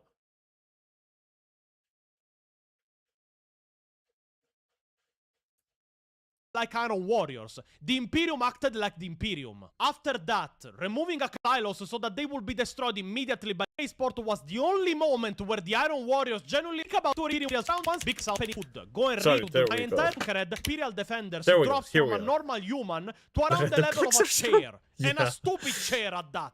Now, don't think I'm saying the Imperials should have won this war. Even if the story made sense all the way through the book, I still think the Imperium would have lost this one. But things would have gone in a much different direction. Because you have to realize that the good writing for the Imperium ends after the attack on the spaceport. Think about the situation. The attack on the spaceport was the only moment where the Iron Warriors genuinely outsmarted the Imperial Defenders. They were in orbit using Chaos Magic to hide themselves from sensors. Onsu and his men were on the ground from 3 months spying on the Juran Dragoons at the spaceport. They set down targeting beacons for the torpedo silos so that they would be destroyed immediately by the fleet when the attack started. So that the fleet was not blown to pieces by them. Then an attack from outside the walls and a rain of drop pods after bombing the defenses and aircrafts of the spaceport to pieces. All genuine genuine, all good. The Iron Warriors acted like Iron Warriors. The Imperium acted like the Imperium. After that, removing a couple of situations that are explainable by the infiltration and betrayal of Nicene, every single thing that made the situation of the Imperial Defenders wars was 100% their own fucking doing. Let's start from the obvious with the info we have now. The planet is the only other secret gene seed deposit other than Terra. It is a deserted wasteland with a spaceport, a mountain fortress, and the Citadel. The spaceport is not voice shielded at all. The bombardments and drop pods rained on the ground immediately because they had no voice shield generators to speak of.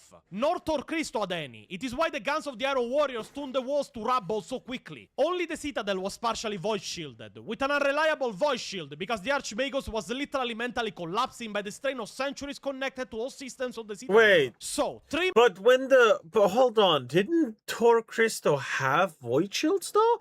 I remember the leader of the, or one of the executives of the Iron Fists. The Iron Warriors brought the void shields with themselves to. Okay, so that's where I got that wrong. main points of interest, only one is void shielded and not even reliably. On a planet that stores enough gene seed to create, and I quote, entire legions of space marines. Budget cuts? Who knows? Now let's talk about the defenders. The defenders of such a planet consisted of 900 various patterns of tanks and transport, no super heavies like Bane Blades, Shadow Swords and such, around 20 to 30,000 Imperial Guardsmen, a demi-legio of Titans of Legio Ignatum, so not even a full legio, 0 Skitari, 0 armies of battle servitors, and especially 0 fucking space marines deployed constantly on the planet for defense. Now, in the book, we're given the excuse that the Mechanicus were trying to keep the world uninteresting and pretty much not raise attention to it. Which they fucking failed when they deployed on it a demi-legio of Titans, including 3 warlords. Titan legions don't guard random settlements on planets composed by rock and dust unless they are important. So the excuse already doesn't work. The events in the book, to be honest, are comical. Now, Graham McNeil is one of the original and probably one of the oldest 40k writers of all time. But what the fuck, man? You needed to make the Imperium stupid in everything it did just to make the Iron Warriors superior? And you can start seeing this by the first attack against the Iron Warriors trench line, guided by the Princeps Fierak and Mikhail Leonid. First thing, this is a siege. Why the fuck are you leaving the walls to attack? The entire plan was waiting for reinforcements. Defend the walls. Attacking outside in the hope of breaking the siege was wishful thinking at best, dumb at worst. Now, the excuse in the story is that they wanted to engage the enemy Titans. The Guardsman Hawk had warned them off, before they were in range with the Citadel and the walls of Tor Cristo. Which, alright, might make sense. And then Princess Fierak literally goes, fuck the Juran Dragoons, I saw this here, I want to kill it. The charge turns into a slaughter. 2 warlords and several other Titans fall. The rest retreat in disarray as the advancing soldiers are mowed down in the thousands and entire tank battalions destroyed. After that, the events of the fall of Tor Cristo. Now, the collapse of the tunnel filled with the fleeing guardsmen was an act on Nicene, so technically it is still the fault of a traitor influencing the Archmagos to give wrong orders. But the self-destruct sequence failed first because Major Tedeschi spent too much fucking time in the command room drinking one last time before going actively in the reactor room. And once there, got delayed for a full minute by the adept being given an order directly by Nicene to not open the door. Order that he ignored when he saw Forrix forcing his way through an elevator shaft to reach them. They literally needed a few seconds more and they would have blown up Tor Cristo, which they would have had if they went directly there. The Major could drink inside the reactor room. His delay made the Iron Warriors conquer the mountain fortress. So, first we have a Princeps ignoring orders and laid down plans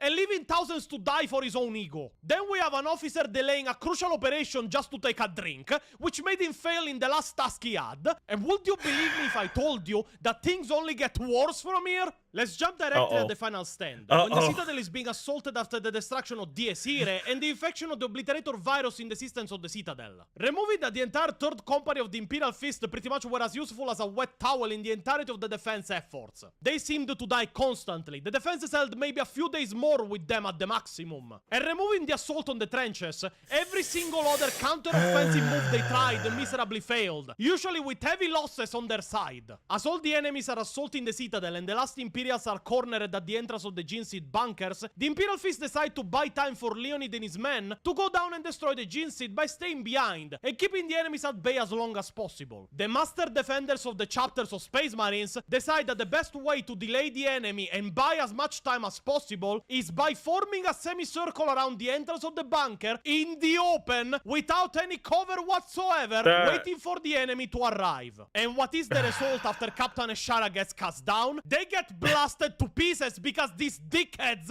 decided that the best way to buy time for the men to destroy the Jinseed was staying in the open while you are faced by Chaos Marines, tanks, Dreadnoughts, and even 2 Chaos Titans. Cover? Never heard of it. The delay action of making the enemy kill you faster than normal so it can advance quicker. And I especially have a problem with the ending. Remember one thing. Captain Ashara said that avoiding detection in orbit for their battle barge was pretty easy actually. And he never said the battle barge left. Why are humans running around smashing tanks of Jinseed when the battle barge can apply orbital bombardment directly on the Citadel and reduce it to dust? Yes, it will destroy the Jinseed, defenders, attackers, and probably itself once it is spotted. But it is a small price to pay to not let Chaos acquire enough untainted Jinseed to create entire legions of Chaos Marines. Yeah, And that makes sense. That Holy this fortress fuck. was actually built by the Iron Warriors themselves, millennia ago. So this fortress was built by them. You know how long the defense lasted before everybody died? Less than a month. By direct comparison, the war for Vrax lasted over a decade. Almost 2, in fact. Fuck, Hades Hive during the Second War for Armageddon, commanded by Yarrick, with no Space Marine support, and with an entire Hive city to defend, held out for months and months. Yarrick is old boy. Fucking hell yeah. Against the Orcs. And the Orcs were employing the same tactics of the Iron Warriors on Hydra Cordatus, if not even worse ones, as Ghazghkull actively used Weird Boys to attack the city with psychic attacks, trying to make the defenders go crazy, and they still held out more than the entirety of the defenses of Hydra Cordatus. And the stupidity of every defender on this goddamn planet that was made stupider on purpose by Graham McNeil to make the Iron Warriors seem actually better at their job can be summed up by the events of Guardsman Julius Oak. And the main thing I told you to keep in mind for this part of the video: those fucking pills everybody was taking. Now, again, the siege lasted almost a month. Julius Oak had enough pills for 6 days. After that, he lived without them. And not only noticed that he didn't die of blood poisoning from the air, again, it was around for weeks after he had finished them, but he noticed that without them, his health was improving. Let me give you a direct citation to what he said. He didn't and drank only sparingly, and his food and water supplies were still holding out. But he had long since run out of the tox pills. However, worries that he will fall prey to the toxic atmosphere of Hydra Cordatus appear to be unfounded. His health, aside from a few braces and scrapes, was better than it had been since he'd ended up on this useless planet. After the initial pain and stiffness had left his underused muscles, he had felt clear. Oh shit. Hello, Mercury! Hello! You just listened to Ain't Gonna Hurt Nobody by Brick, Zodiac by Robert Kelly, and Rock Don't Stop by Chanson. Welcome, buddy. It's been a while since you last gave us a music selection. Thank you very much. And welcome. Hello. and fitter We're watching Warhammer 40k lore videos by an angry Italian. planet. After the initial pain and stiffness had left his underused muscles, he had felt clearer and fitter than ever. The constant headaches had vanished like morning mist, and the ashen taste that always caught in the back of his mouth had also disappeared. His skin was taking on a healthy glow, his natural paleness replaced by the beginning of a tan. Remember! Angry Spanish person. Italian. As it's been a while, at least still listening to music. Hell yeah! From the book we learned that those pills were in reality fucking poison. So this guy finishes them, goes weeks without them, not only without dying, but actively feeling better and better, more than he felt at any moment from when he arrived on Hydra Cordatus. Now, you will think a person with half a brain will go, Maybe those pills were actively making my health worse? but no, to throw once more in your face how stupidly written the Imperials in this book are, at the end of the story, when he's the last man alive on the planet, and he's alone scavenging for resources, food, water, and anything he can use to survive, after weeks and weeks not taking one of those pills, the moment he finds some in his scavenging, he starts taking them again! Pio, reenactment, please! Oh, I feel so much better without those pills. Better than ever. Oh, look, more pills. Nom. What? Why? I can't for the life of me tell you how irritated I was with everything I was reading. The way Graham McNeil made the Iron Warrior smart was by making everybody else dumber than a fucking Pio. It's fucking unbelievable. Yeah. God damn it. Now let's do the Lexicanum Light section. Even if this is such a dumb book, they still managed to get stuff wrong. First thing, Hydra Cordatus is not a Forge World. It is not designated a Forge World. It does not resemble a Forge World. It is never called a Forge World in the book. And it is confirmed to be a secret base and laboratory facility for the Gene Seed of Loyalist chapters. Their main point was to keep it a secret. You can't keep a Forge World a secret. Second thing, it is not only Imperial Fist Gene Seed that is inside. It is generally Gene Seed, including Imperial Fist Gene Seed. Ah.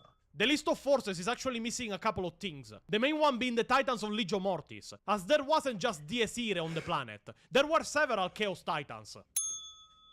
The lore of the fall of Tor Christo is actually wrong. Tor Christo fell. There was no stopping that. Especially when the idiot of Tedeschi decided at the last moment to make the plasma reactor blow up. The events of the torpedo... Did I jump Fuck scare you. Yeah, I bet I did. You coward. Health candy. Pills, pills, pills, pills. Cheer 1. God damn it. were days and days after, and the torpedo was launched because of the fact that the Iron Warriors had taken Tor Christo. Not to stop them from doing so. They were using their artillery and bombing the citadel from its walls. Oh yeah, the page of Julius Oak exists, but it's completely empty. It also, for some fucking reason, places the events of the first assault on the Iron Warrior trenches at the end of the war, when the Iron Warriors were assaulting the citadel, when by that point not only the majority of the Titans were destroyed, but Princess Fierak was already dead. I wonder if the guy who wrote this page even read the book. It also says that Leonid and his men were killed in the attack when the Iron Warriors reached the Gene Vaults. Not true. Some died, but the rest were taken prisoner and as slaves and hauled off, including Leonid himself. And that the Warsmith consumed the Gene Seed of Captain Eshara to ascend to demonhood. He did that when he killed him at the entrance of the vault, but what made him ascend was the Gene Seed inside the vault. He arrived, started to eat it, which was a symbolical gesture, pretty much a mission accomplished message for the Chaos Gods, and only then, having done what he promised, he was granted the powers to ascend to demonhood. This book was exhausting. It was not badly written or a bad read. It still managed to be interesting until the end. But why the fuck was every Imperial so fucking stupid beginning to end? To the point that the main reason the Iron Warriors won at all was the Imperials shooting themselves in the foot over and over. The Imperial Fist truly were shafted in this book. Completely useless. And even they were idiots at the end. Blame Graham McNeil for that. Alright, now it's late. I'll go to sleep, so I can record my cookie show tomorrow. I left a gift in the basement for you. My little Pio, my little Pio. I suffered less brutalities in a Nicaraguan prison.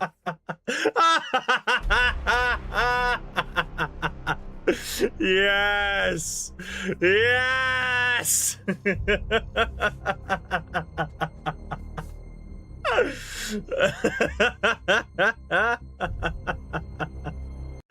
That was perfect. That was a perfect fucking ending. Oh my god, LD 5 in 9 days. Lord Destroyers, let's go! Let's go. That's the next one we're gonna watch. I'm gonna freaking enjoy that one. That's for fucking sure. But nonetheless, this is it for the 40k lore. The second Hellish War for Hydra Cordatus. It only took us, what is that? 1 hour. Yeah, almost 2 hours. It only took us 1.75 hours. Yeah, only almost 2 hours. That's fine. That's fine. I mean, yeah, it's fine. I didn't talk too much, so you know. But yeah, this is holy fuck. Yeah, no. It was a little hard to track which time was the Imperium and which time it wasn't, but that's because I'm an idiot. Luckily, I had a Italian here in my chat that told me, "Hey, idiot, pay attention." But yeah, all around, it was a cool story, I gotta say, but he's right. The Imperium did shoot itself in the foot massively, more than usually. But yeah, This was the Pontius. Please check him out. Leave a like, comment, and subscribe. And bye-bye. Bye-bye.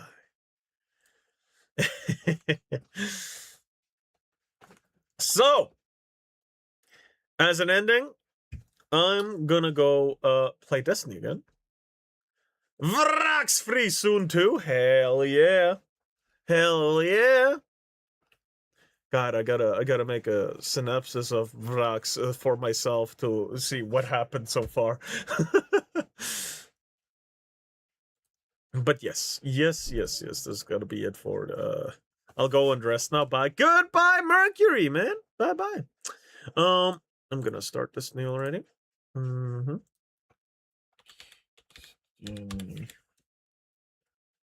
That's 2014. There's Destiny 2. Copy done twice because it usually doesn't save on the first try. Bro, I just went on to my YouTube. Who the fuck are you people? There's like 8 people watching. Who the fuck are you people? There's like 3 different people in the chat. Oh, what did I do? Some bullshit. That's what I did.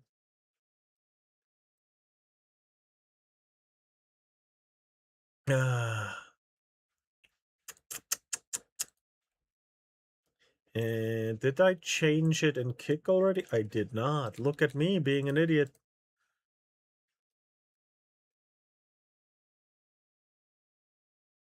All right. Yesterday, we made a really strong Titan build, which was... The thumbnail is in the post section? Ooh. Well, I'll see the thumbnail. I'll show it off on the stream. I'll see it when it happens, because I don't want to spoil myself too much. What I love most about Lore Destroyers is me testing what I've learned from you so far to like maybe get something right before you say, hey, this is wrong. Like, I said that just now. Ha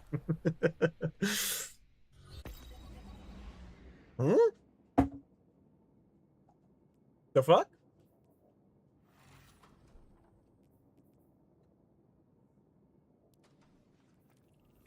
The fuck? Anyway, I want to go. Do we have Lake of Shadows here? Custom. Can I make it a Grandmaster? I can. I could also make it Ultimate. Huh. Let's try Ultimate. I want to see what that's like.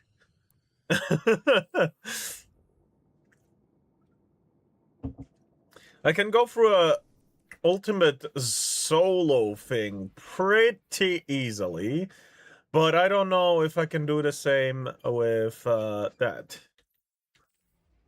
Alright, hold on. Is this the rocket thing?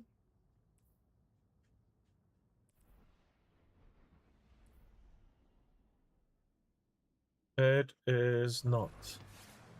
Search. Ah, Guardian. Ghost.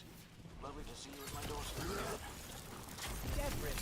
Never taken infestation. I very much appreciate your help. How bad is this infestation? You'll see soon enough.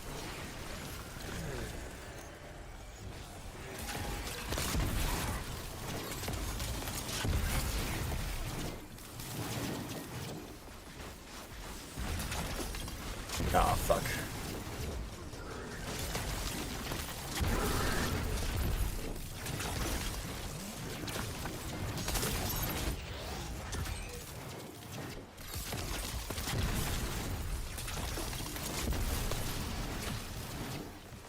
This is not that bad, honestly.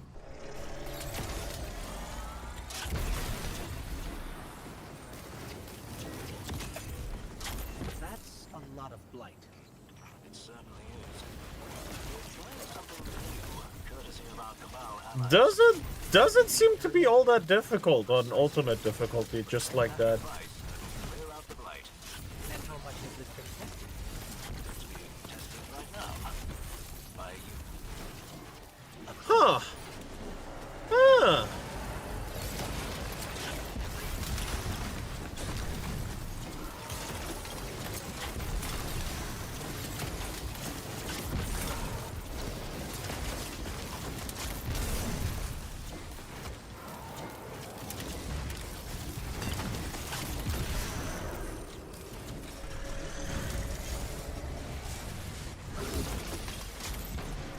Ah, fuck. Just a second. There we go.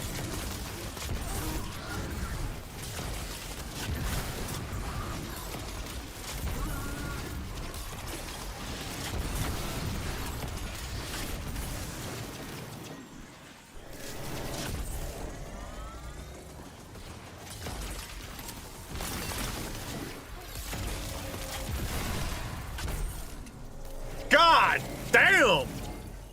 I'm in a battle where Shoma finally joins in 100 line, and I'm really enjoying myself. Hell yeah! It took a while for Shoma to join in. But yeah, finally. But I think the twins are after Shoma, aren't they? Like, the twins are the last to join, right?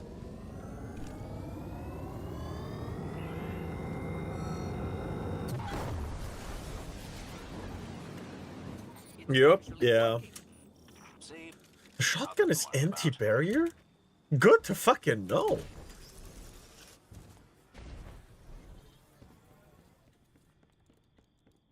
Okay, let's see how well I do on this one.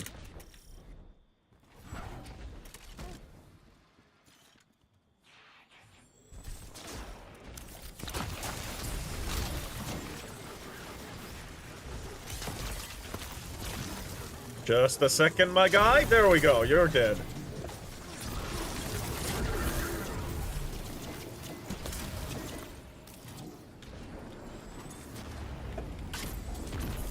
Who the fuck are you?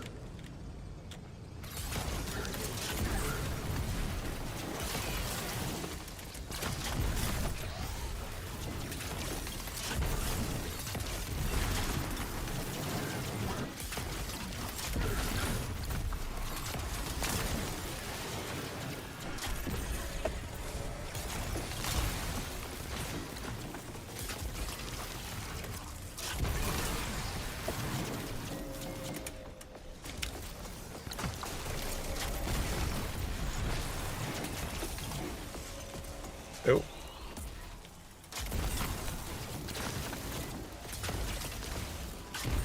Be gone, fuck!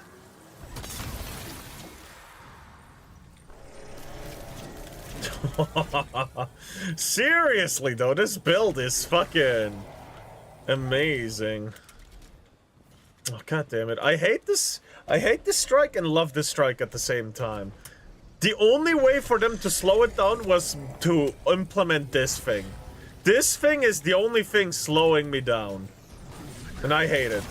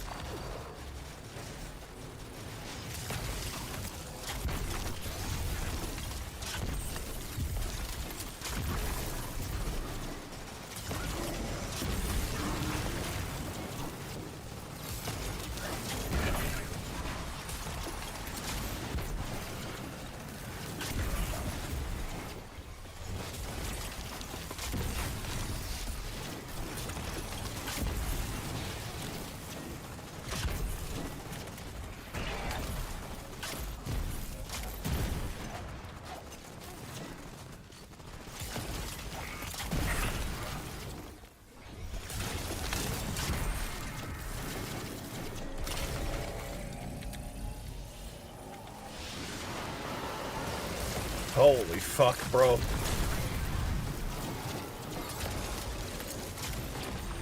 Oh, uh-oh. There we go. Ho-ho!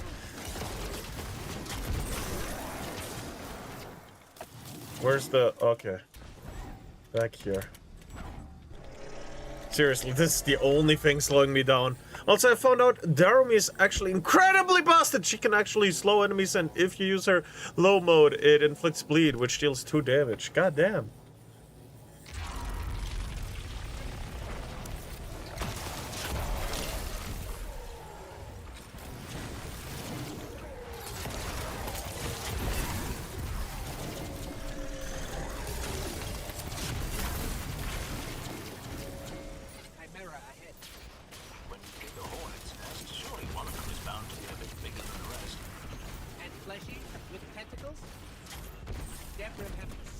Hornet recently. Alright, well, out it goes.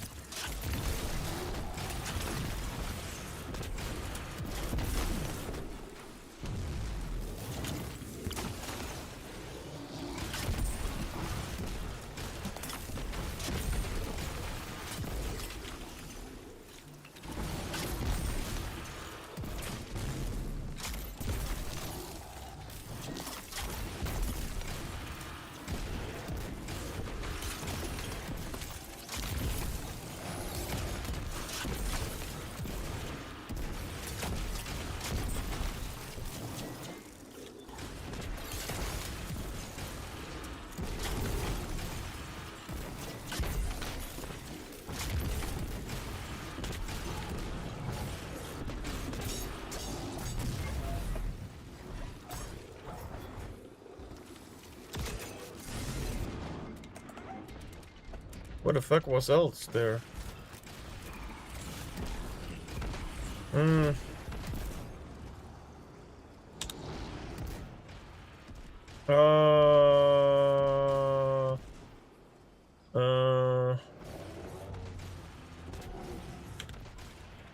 I guess I don't really have a choice, though, do I?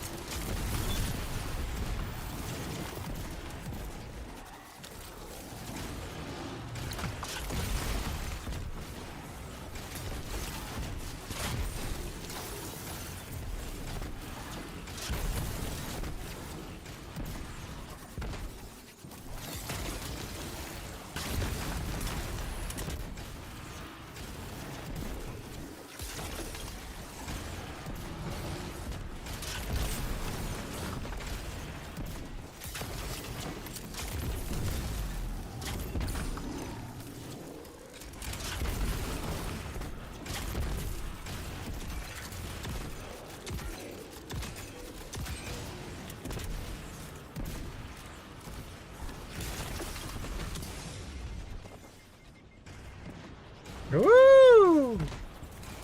That was close.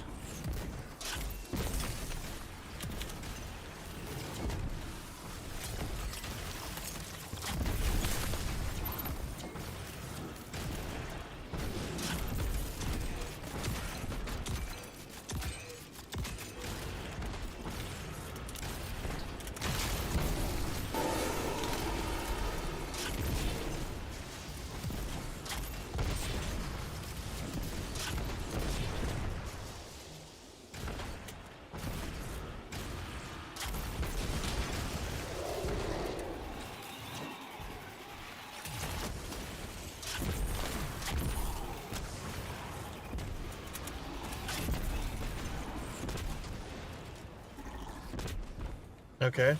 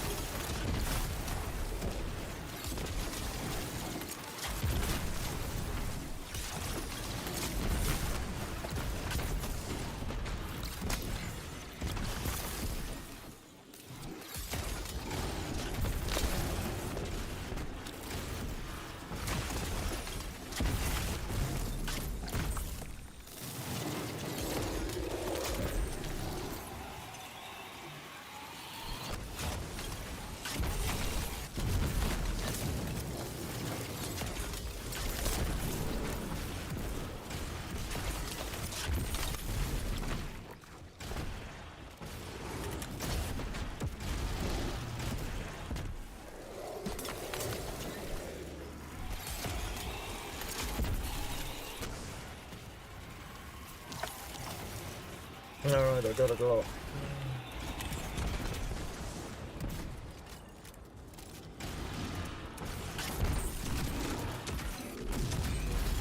Ah, it took me way too long, flying fuck. Oh yeah, we can also do this.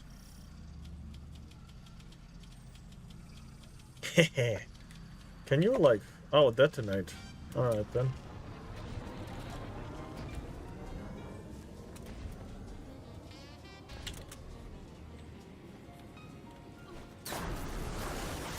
Thank you. Shut out my coat. Let's in city cigarette smoke. One train ride, one peaceful view.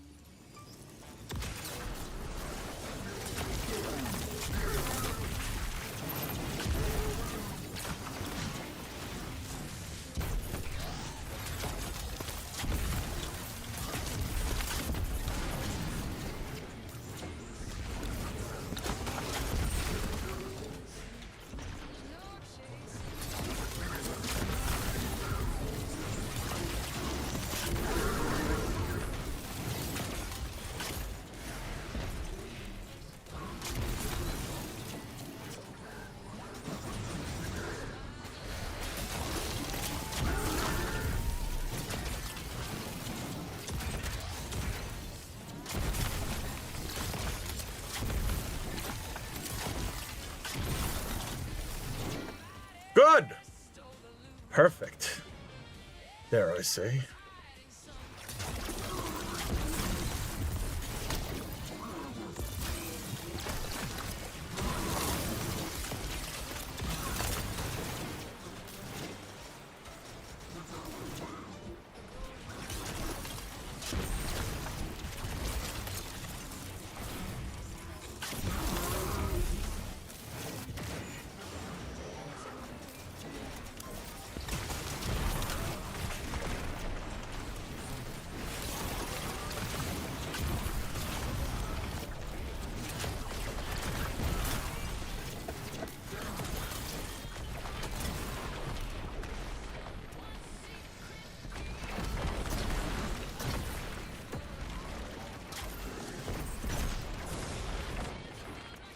There's two of them.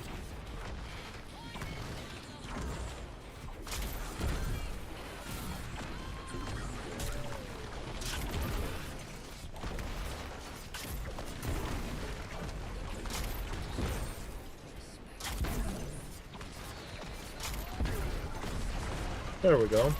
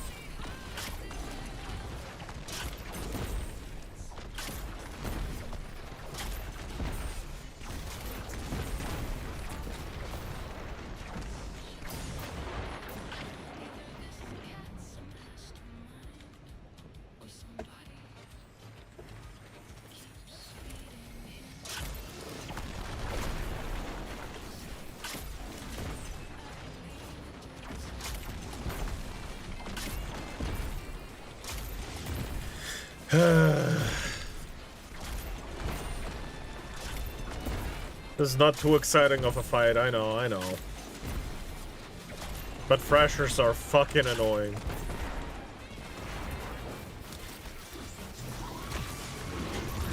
Motherfucker! There was too much fire. But I can definitely do a ultimate solo flawless.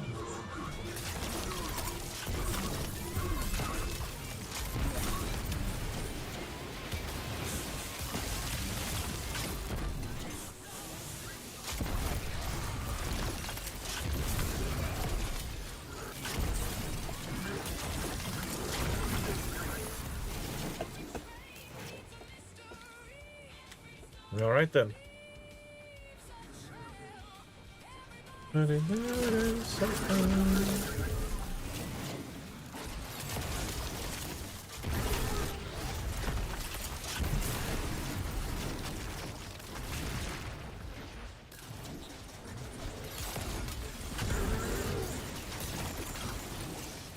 Just a second.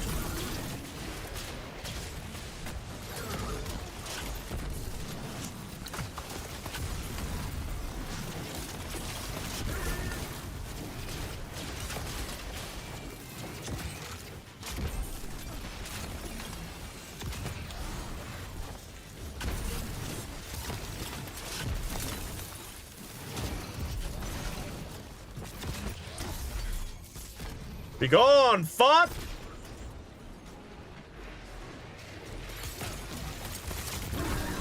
Sadly, my ice goes through your shield, dumbass. Ha ha ha ha ha.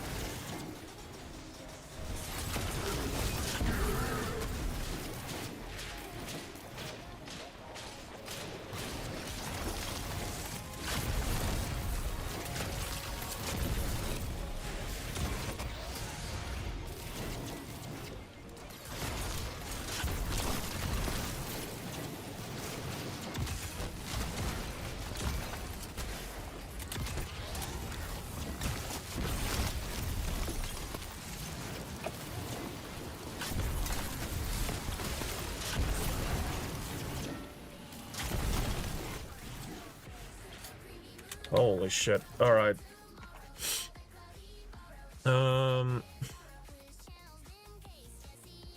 This is cool? It really is?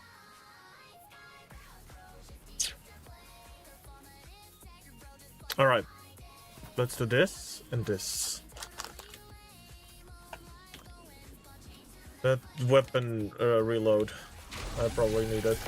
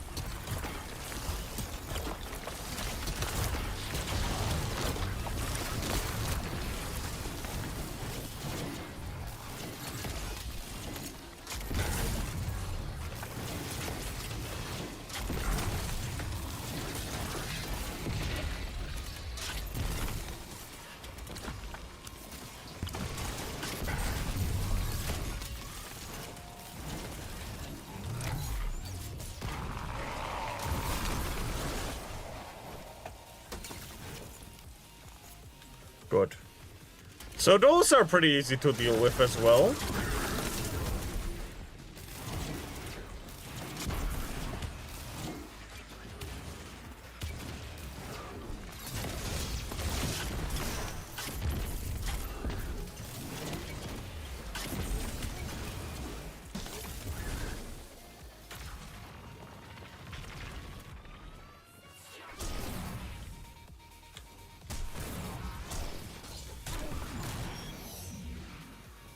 Alright.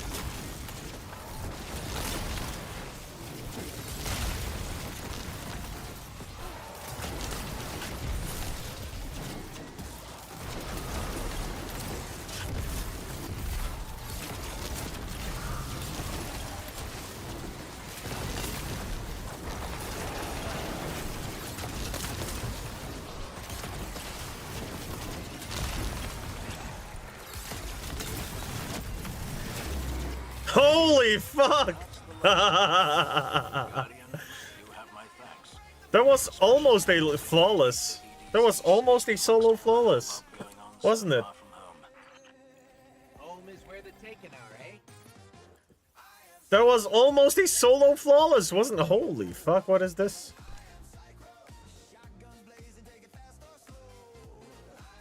Holy shit, okay. Huh.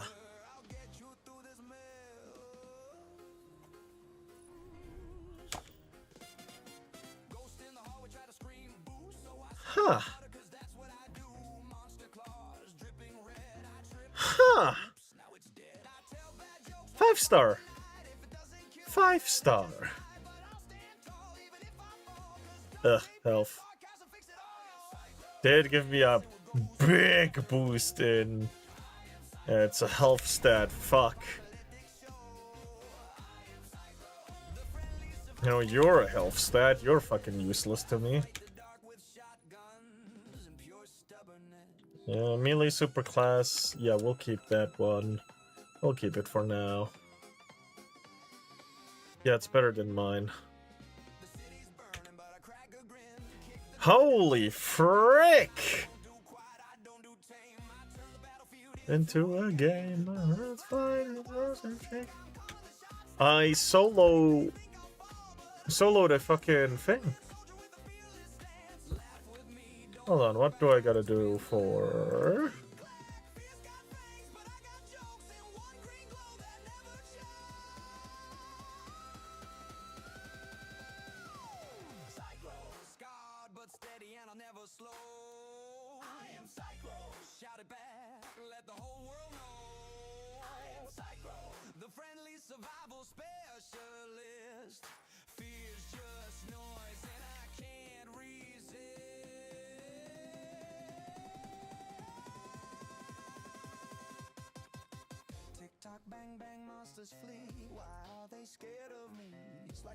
Immortal.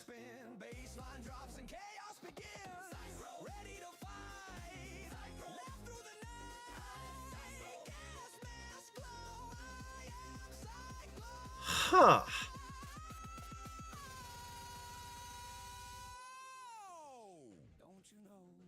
Complete triumphs in the combat armaments category.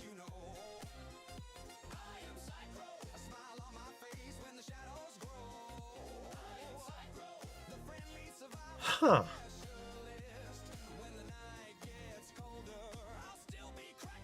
Alright, we can still do more. We can still do more.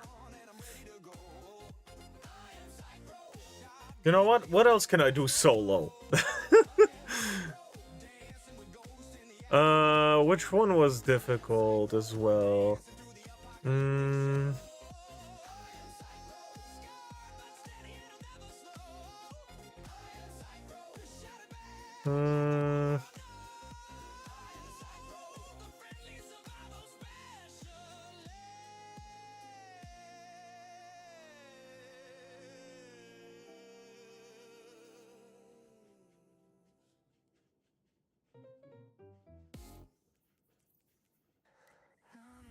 Customize. Let's go Grandmaster this time.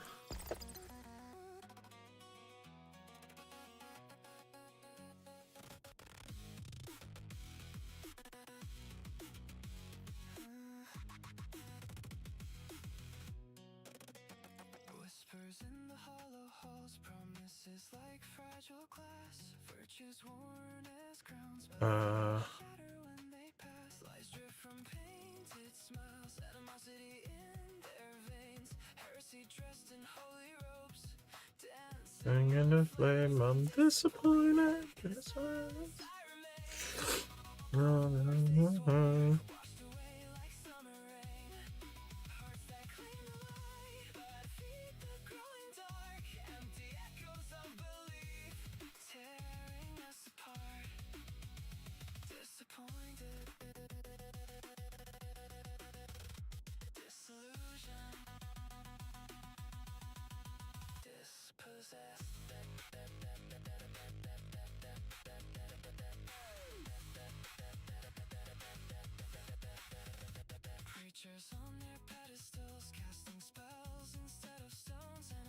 Is outgoing direct damage? No.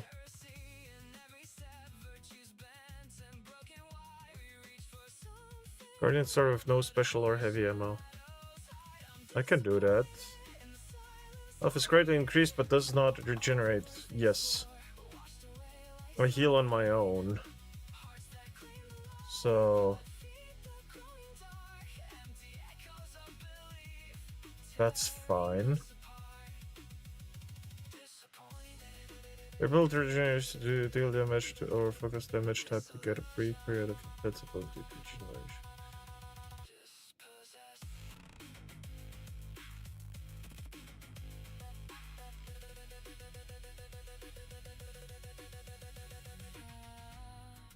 Your shields are stronger, but if they're broken, you become a walking time bomb. Ugh. Defeat collect spawn fire pools that cause damage over time. Defeat stuns, spawn void grenades at their feet. Fine.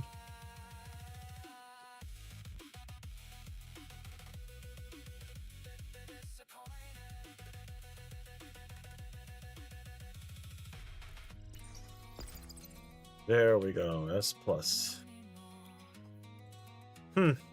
Let's see how this is going to go.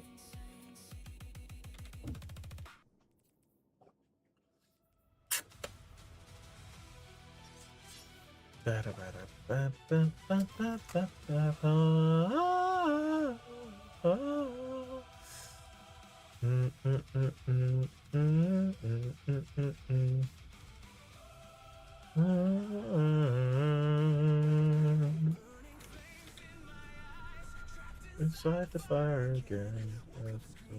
Last room. Demons buzzing in. Exploding, body breaking. Eyes up.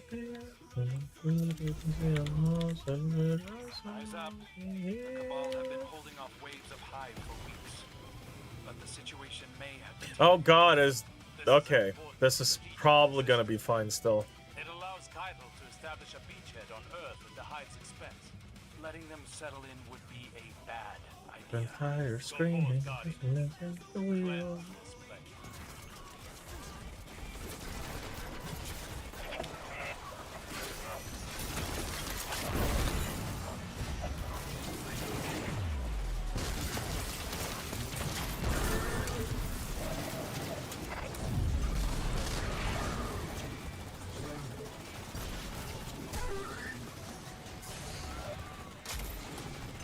What?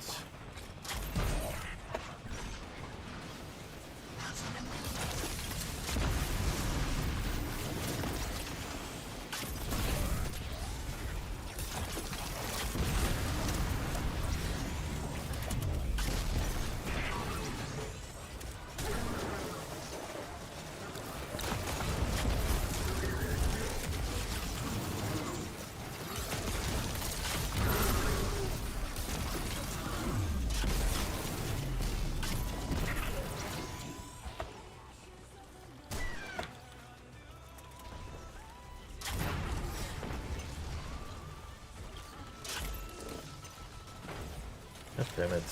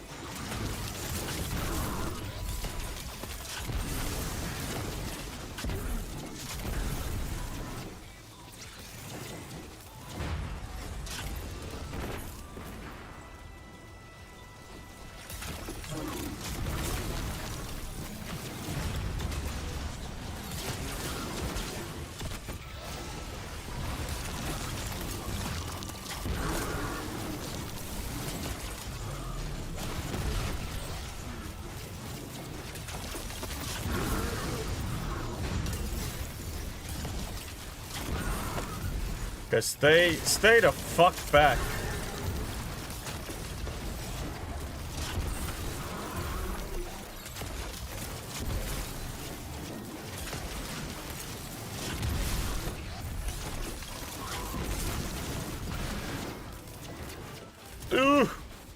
Okay.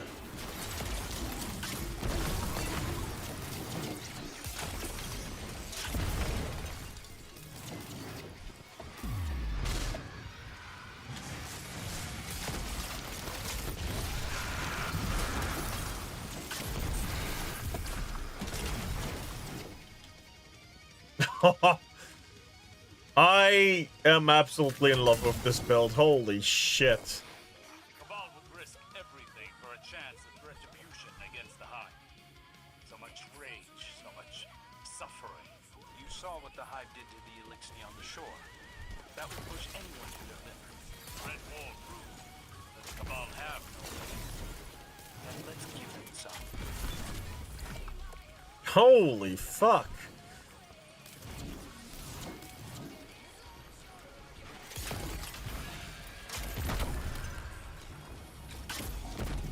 What the fuck?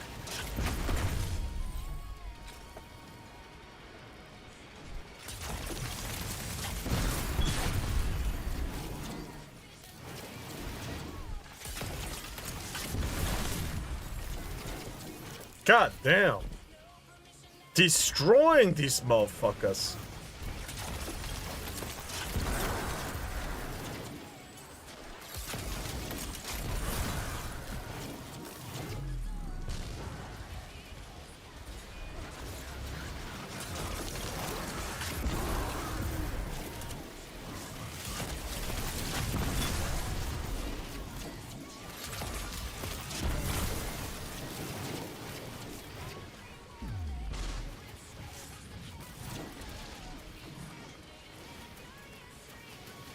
Come on.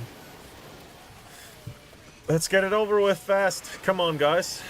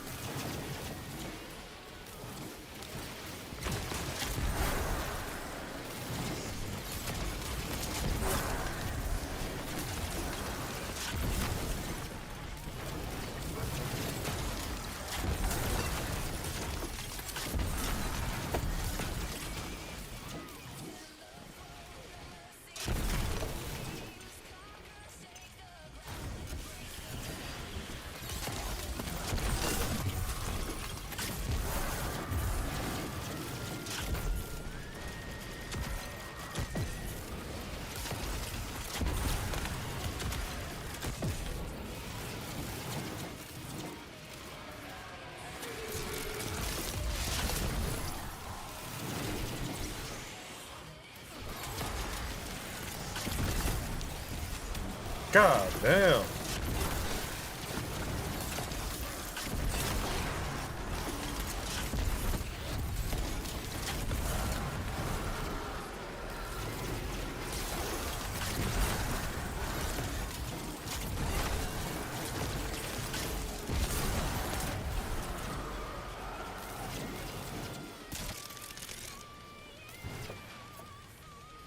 Huh.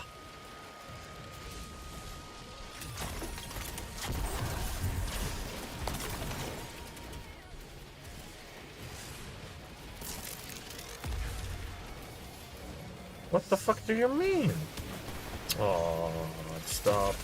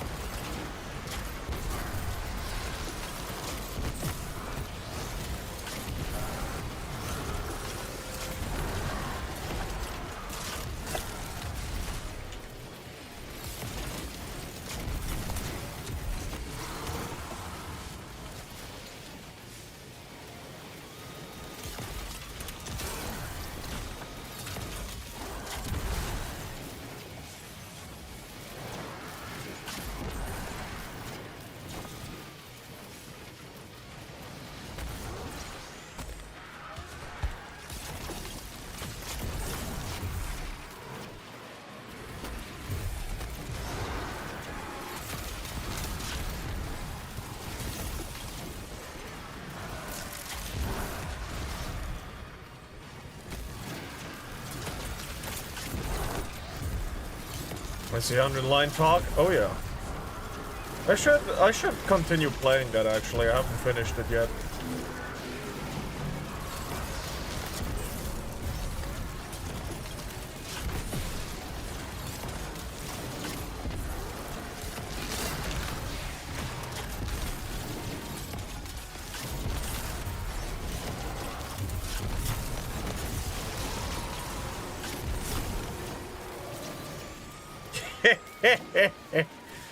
Hey there, big guy.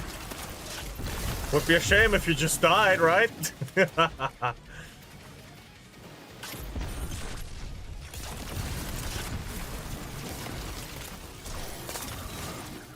God damn. Frost armor times 7. That's insane. My grenade launcher has 14 shots. Whatever I want to kill is gonna fucking die. I have eyes on their commander just up ahead. Cabal honor will dictate that he'll have to answer your challenge. Time to fight fire with fire. Or bullets. The choice.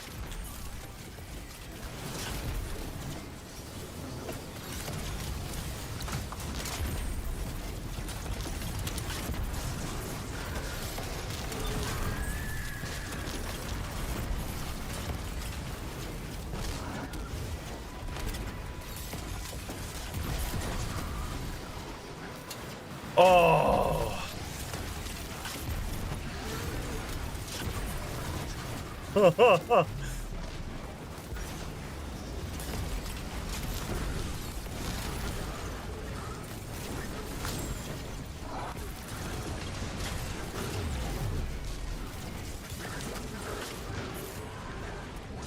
Holy shit, the turrets! Oh my god. Fucking hate them turrets, like, bro, you answered my challenge, did you not? Why are you hiding behind turrets? You piece of shit, motherfucker. You pussy-ass bitch.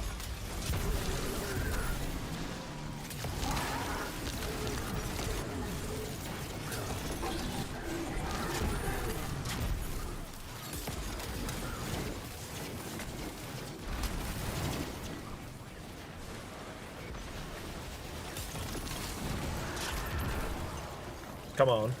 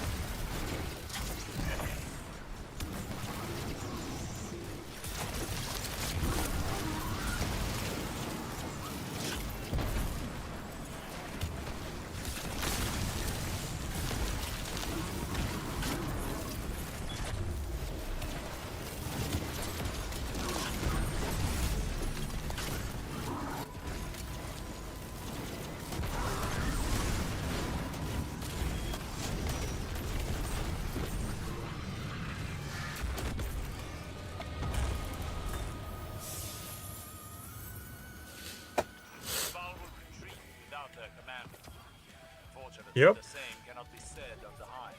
That's another fight for another day. Impressively done, Guardian. Huh.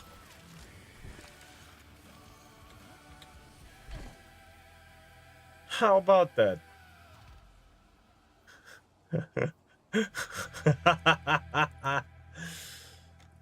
Huh.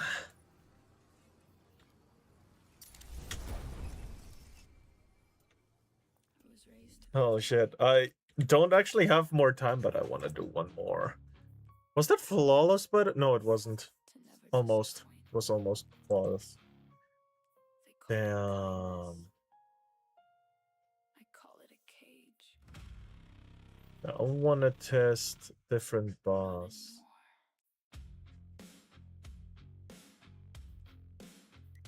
This one here.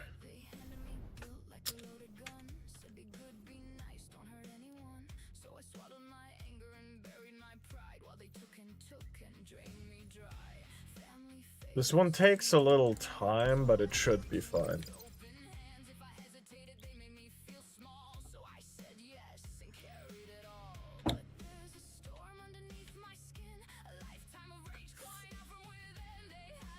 This is a really weak weapon, technically.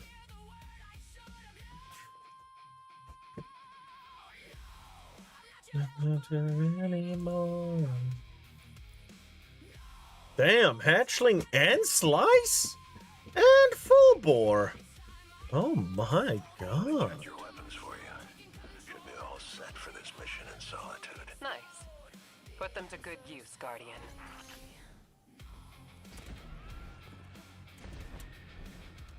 I hear you.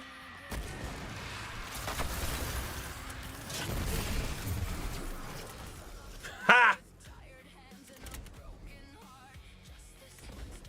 I'm on the highest difficulty possible, by the way.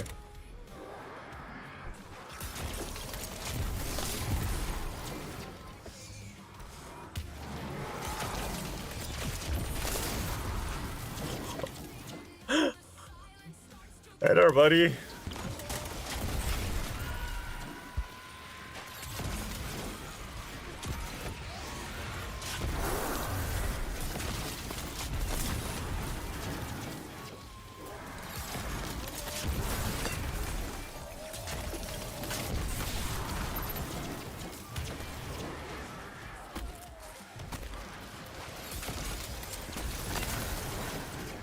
God damn!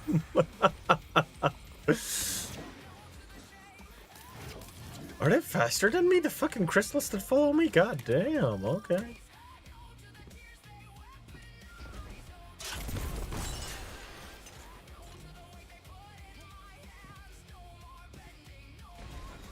Destroy crystals, that's a new one.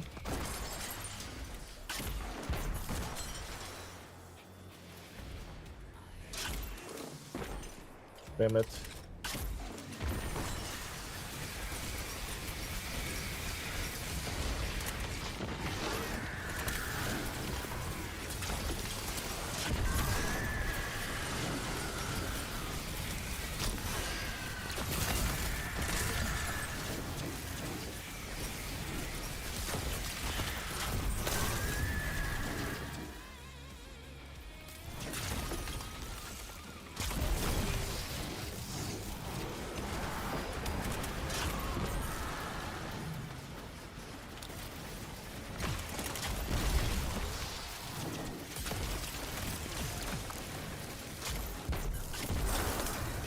Oh my god, I could shoot twice. Luck is on my side, buddy!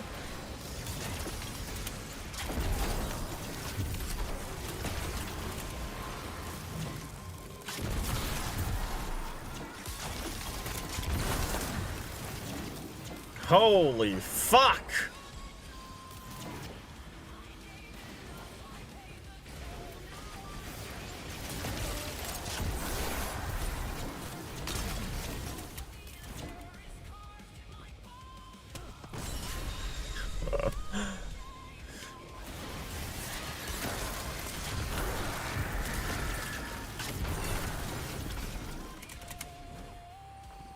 God.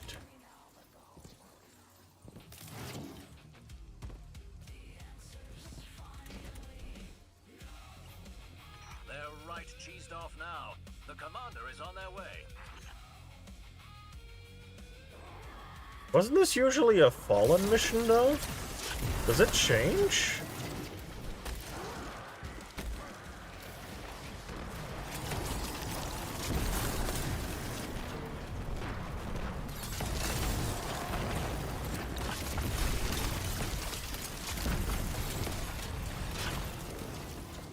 Why the fuck does he have an overshield? What the fuck? You could, when there were Fallen here, you could just run and kill everything because there were two bosses. That's kind of shitty. Why'd they shittification the fucking boss?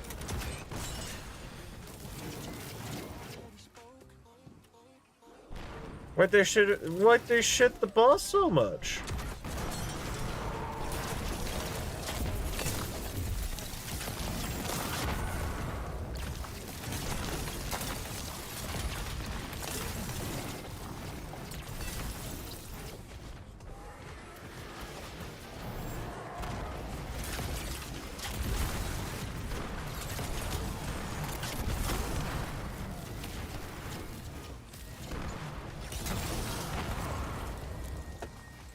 Oh god fucking damn it.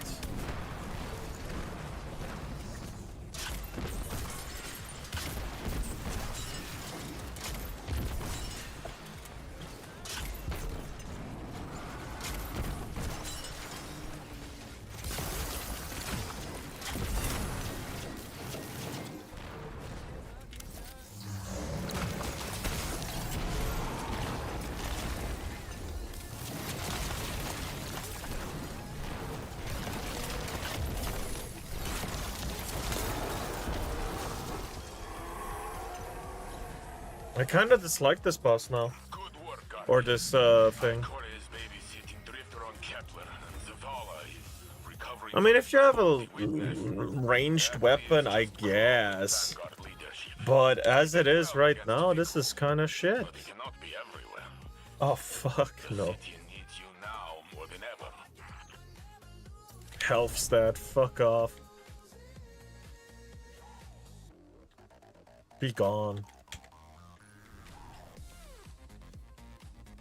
What else is there difficult stuff that I can easily do myself? I guess dungeons. Now I can do dungeons. Which dungeon has like a only ground bosses? I guess the wait. Oh yes. Oh, it's a multi-step thing.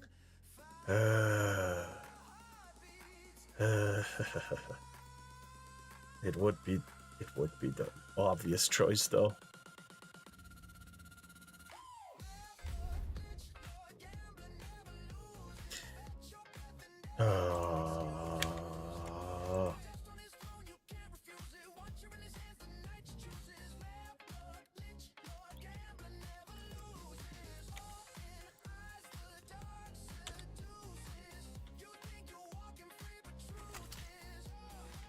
I've learned that slow gambler never loses.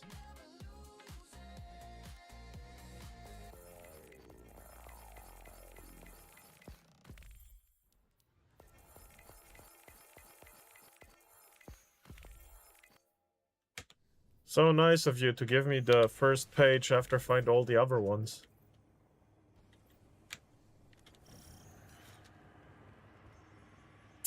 You know what? This one's tedious. Is there any other I can do that I know is gonna be like, just walking through it? Basically.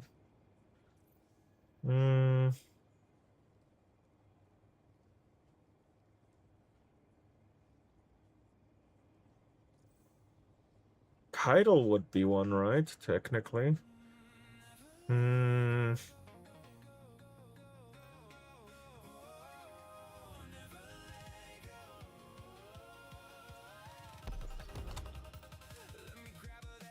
Okay, let's try it out. Let's try it out. Let's just go in. Let's see. Let's see. I just want to see. This is the proper power fantasy. Huh? Quivering blade. Hits and bounces create a small stasis crystal.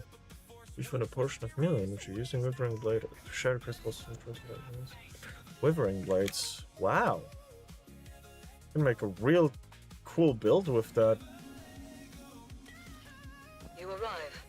Good. Yes. We have only a brief window of opportunity. The darkness is thick here, coalesced inside this effigy of Emperor Callus. It is tethered to his very mind. I have snared that thread, caught it between my fingers and woven it into a tapestry. Yeah. Less talky, more dewy. Come on. Callus's consciousness. Use this opportunity to steal his darkest secrets from him. Now go. Ooh. Time is of the essence. I will be with you. What you see may seem like reality, but it is not the one you know. Your mind now stretches across a vast gulf.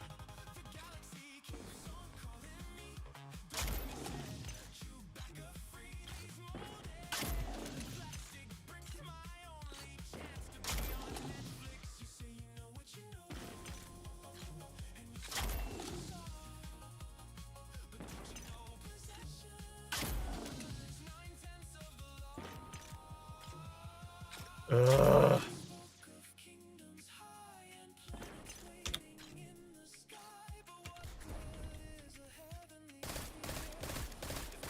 It's a scout. It's not a scout, it's a fucking pulse. God damn it.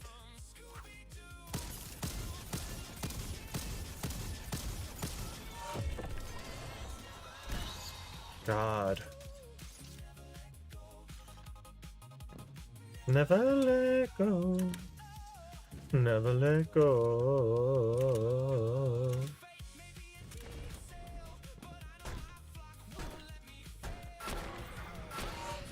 This is not what I anticipated.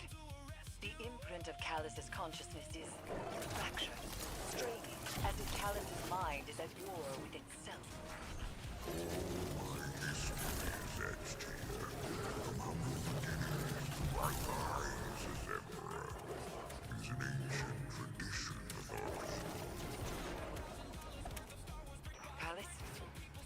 And here's one cool trick. But an echo of him. This is a recollection of a time since past. My barrel conquest is so grand, because I live the grand life.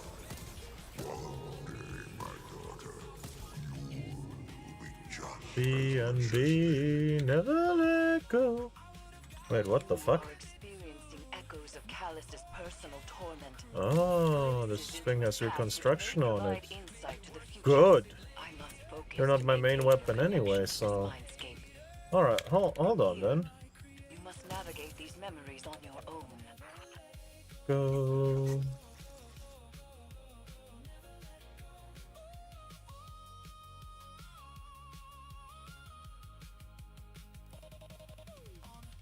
Been lying on a bed, flying underneath the tiny spike. Wonderful soul, soul out there on the planet far.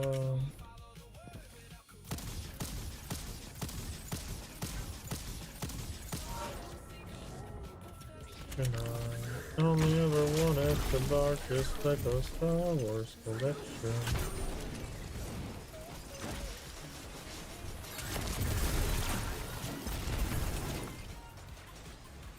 Never let go, never let go, never let go.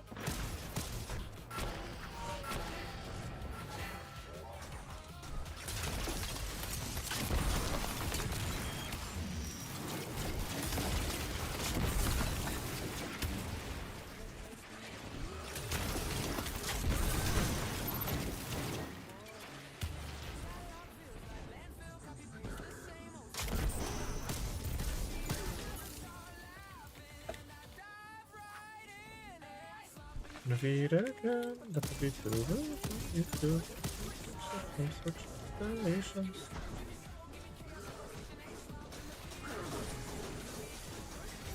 To the success, I'm tuning loud to fill up the real big crowd.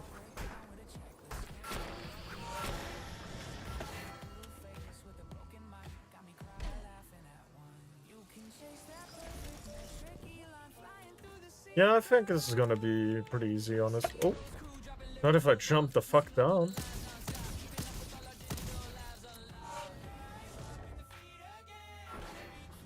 I was about to say, what the hell?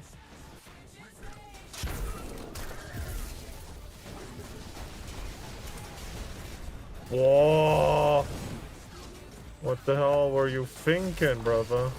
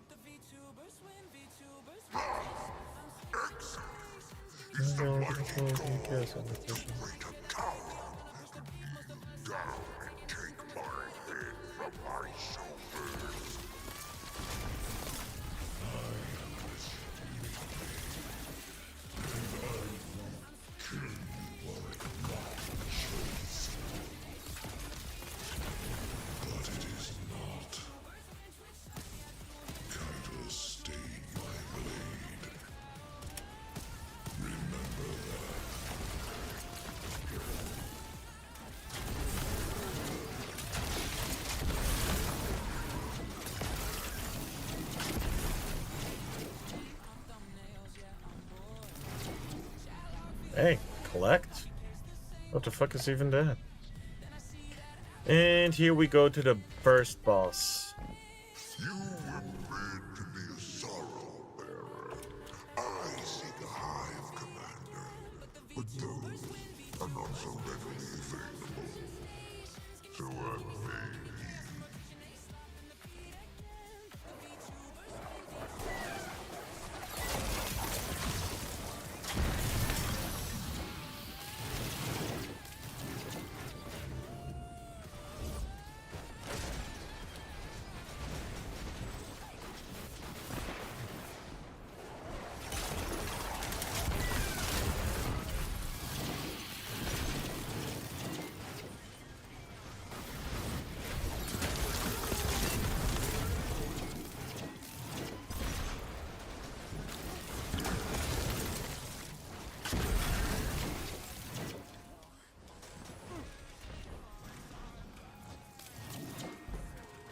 God.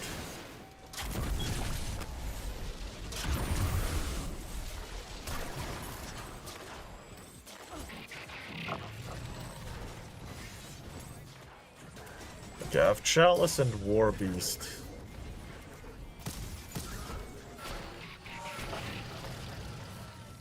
Chalice.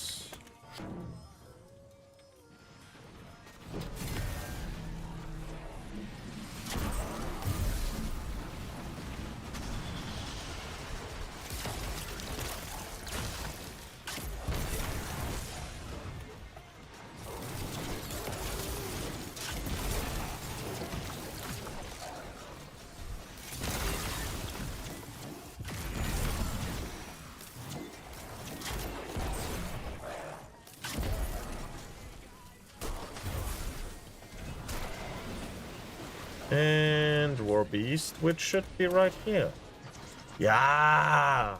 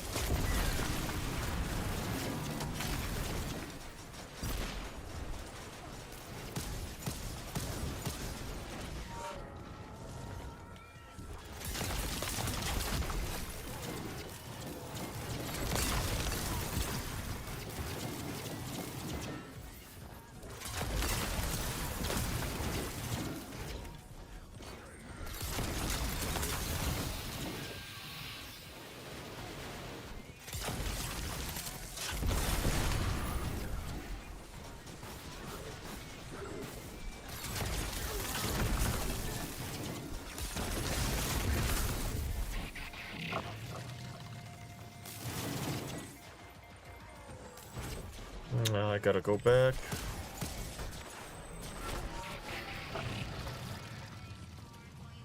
Do I have to...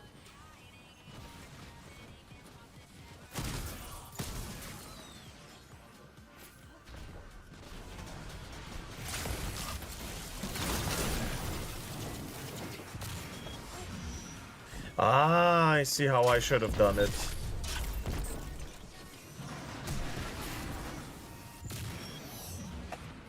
Okay.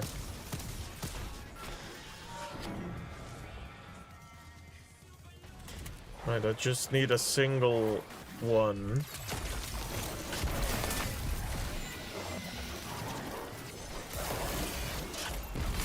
I'll take both anyway, just in case.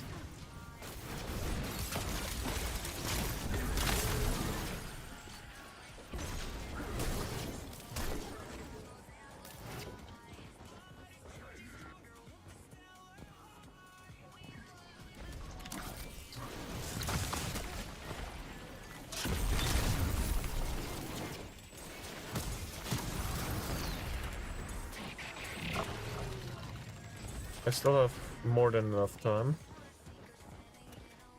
I think. Alright, now let's just go back.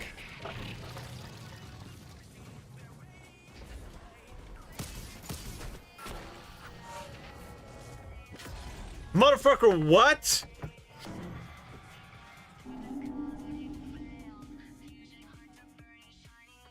Huh?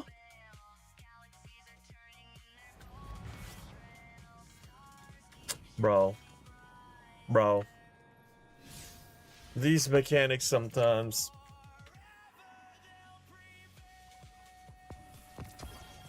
Okay, hold on. What do we have in the store? Oh. Oh my god, okay. Sure. Alright, okay. Yeah, that's cool, that's cool. Alright, let's go do this. Let's do this. God fucking damn it! Still no trumpet.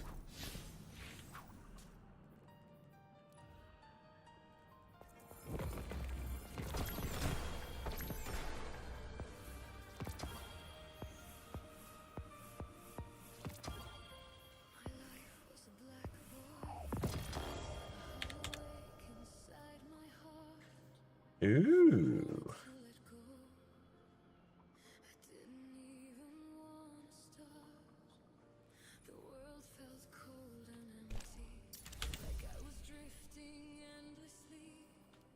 Oh yeah.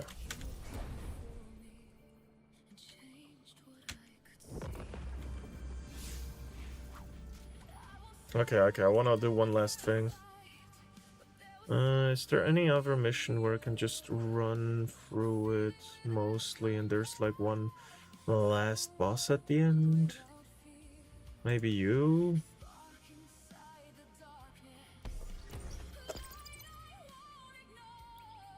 Just one, man.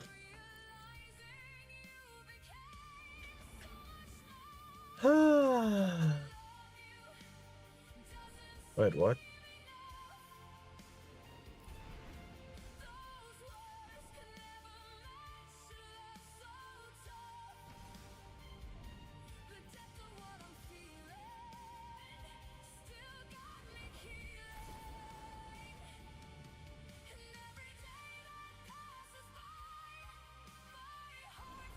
Huh.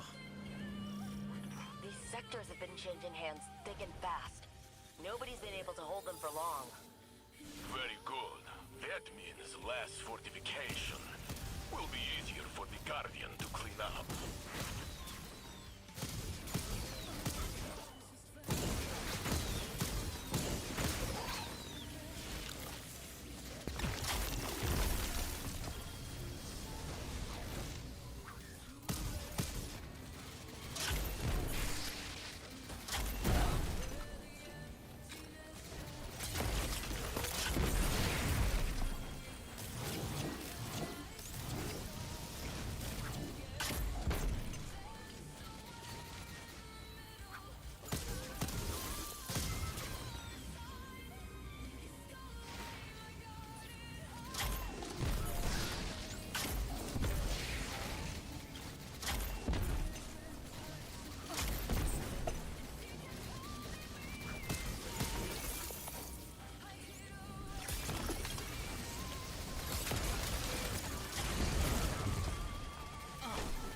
What?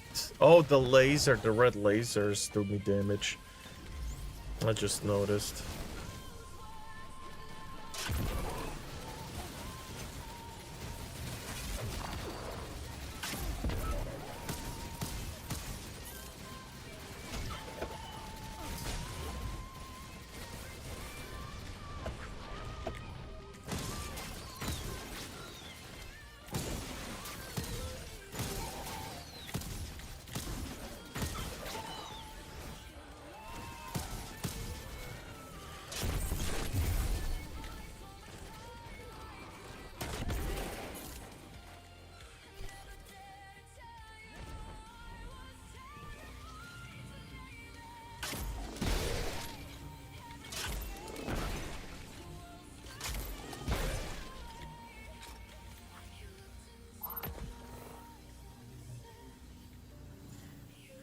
Come on.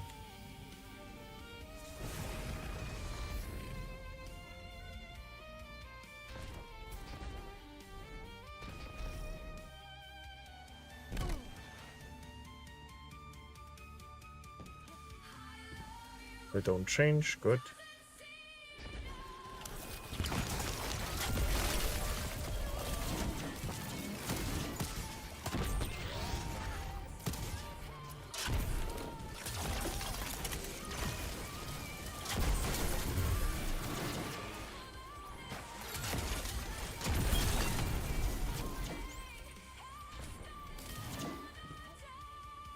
with you. Beautiful song.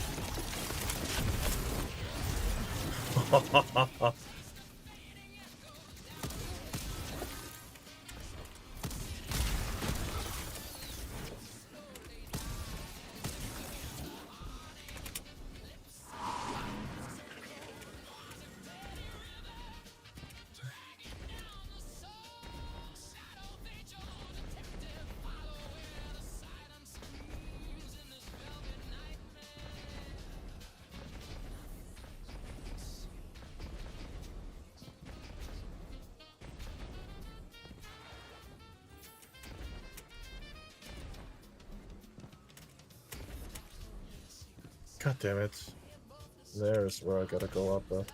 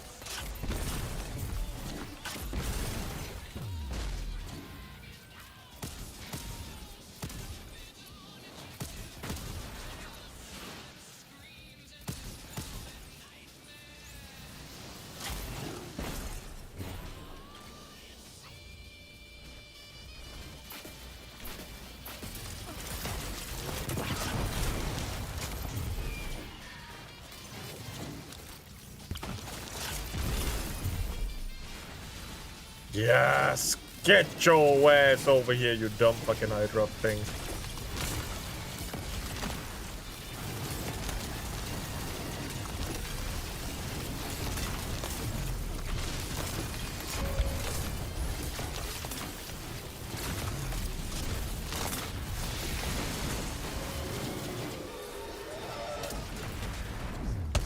There we go. Nice job, Guardian. I'll get on comms to Neek and let Why is it only marks that I get now? I needed no one who was doing the fucking lost sectors. Is it good? It's good. Besides, if things get hairy, I can transmat down myself. Pretty sure my golden gun still fires. I have a better one now. Alright then. Think we're gonna end it here. I think we're gonna end it here. Let's see who we're gonna raid. Really need to get going. Alright then. Who do I send you to? I know. But we'll see each other next day. 14-hour stream. Huh? No! I have work tomorrow. Okay, who do I follow that is live? We got Wishy, we got PP, we got Gaming. Oh, Gaming's doing some stuff. Crimson Desert, cool. Lux, Lena, Tenma, Shondo, Powder. Wait, Powder is live on Twitch? Oh.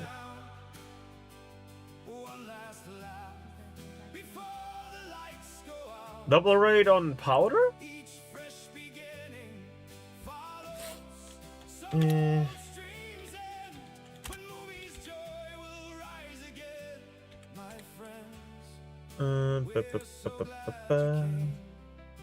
Alright, okay. Yeah, we'll do that. We'll raid Powder on Kick and Twitch. On Kick if I can. I can't always raid on Kick, sadly. Anyway, I wish everyone a wonderful good morning, good day, good evening, good night, sweet dreams, and goodbye. Bye-bye.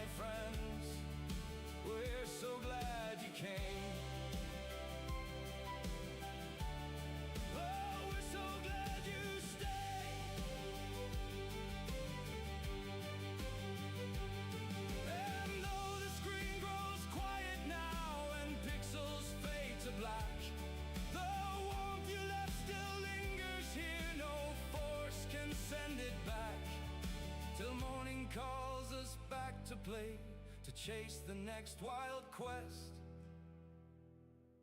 No, every watcher made this home.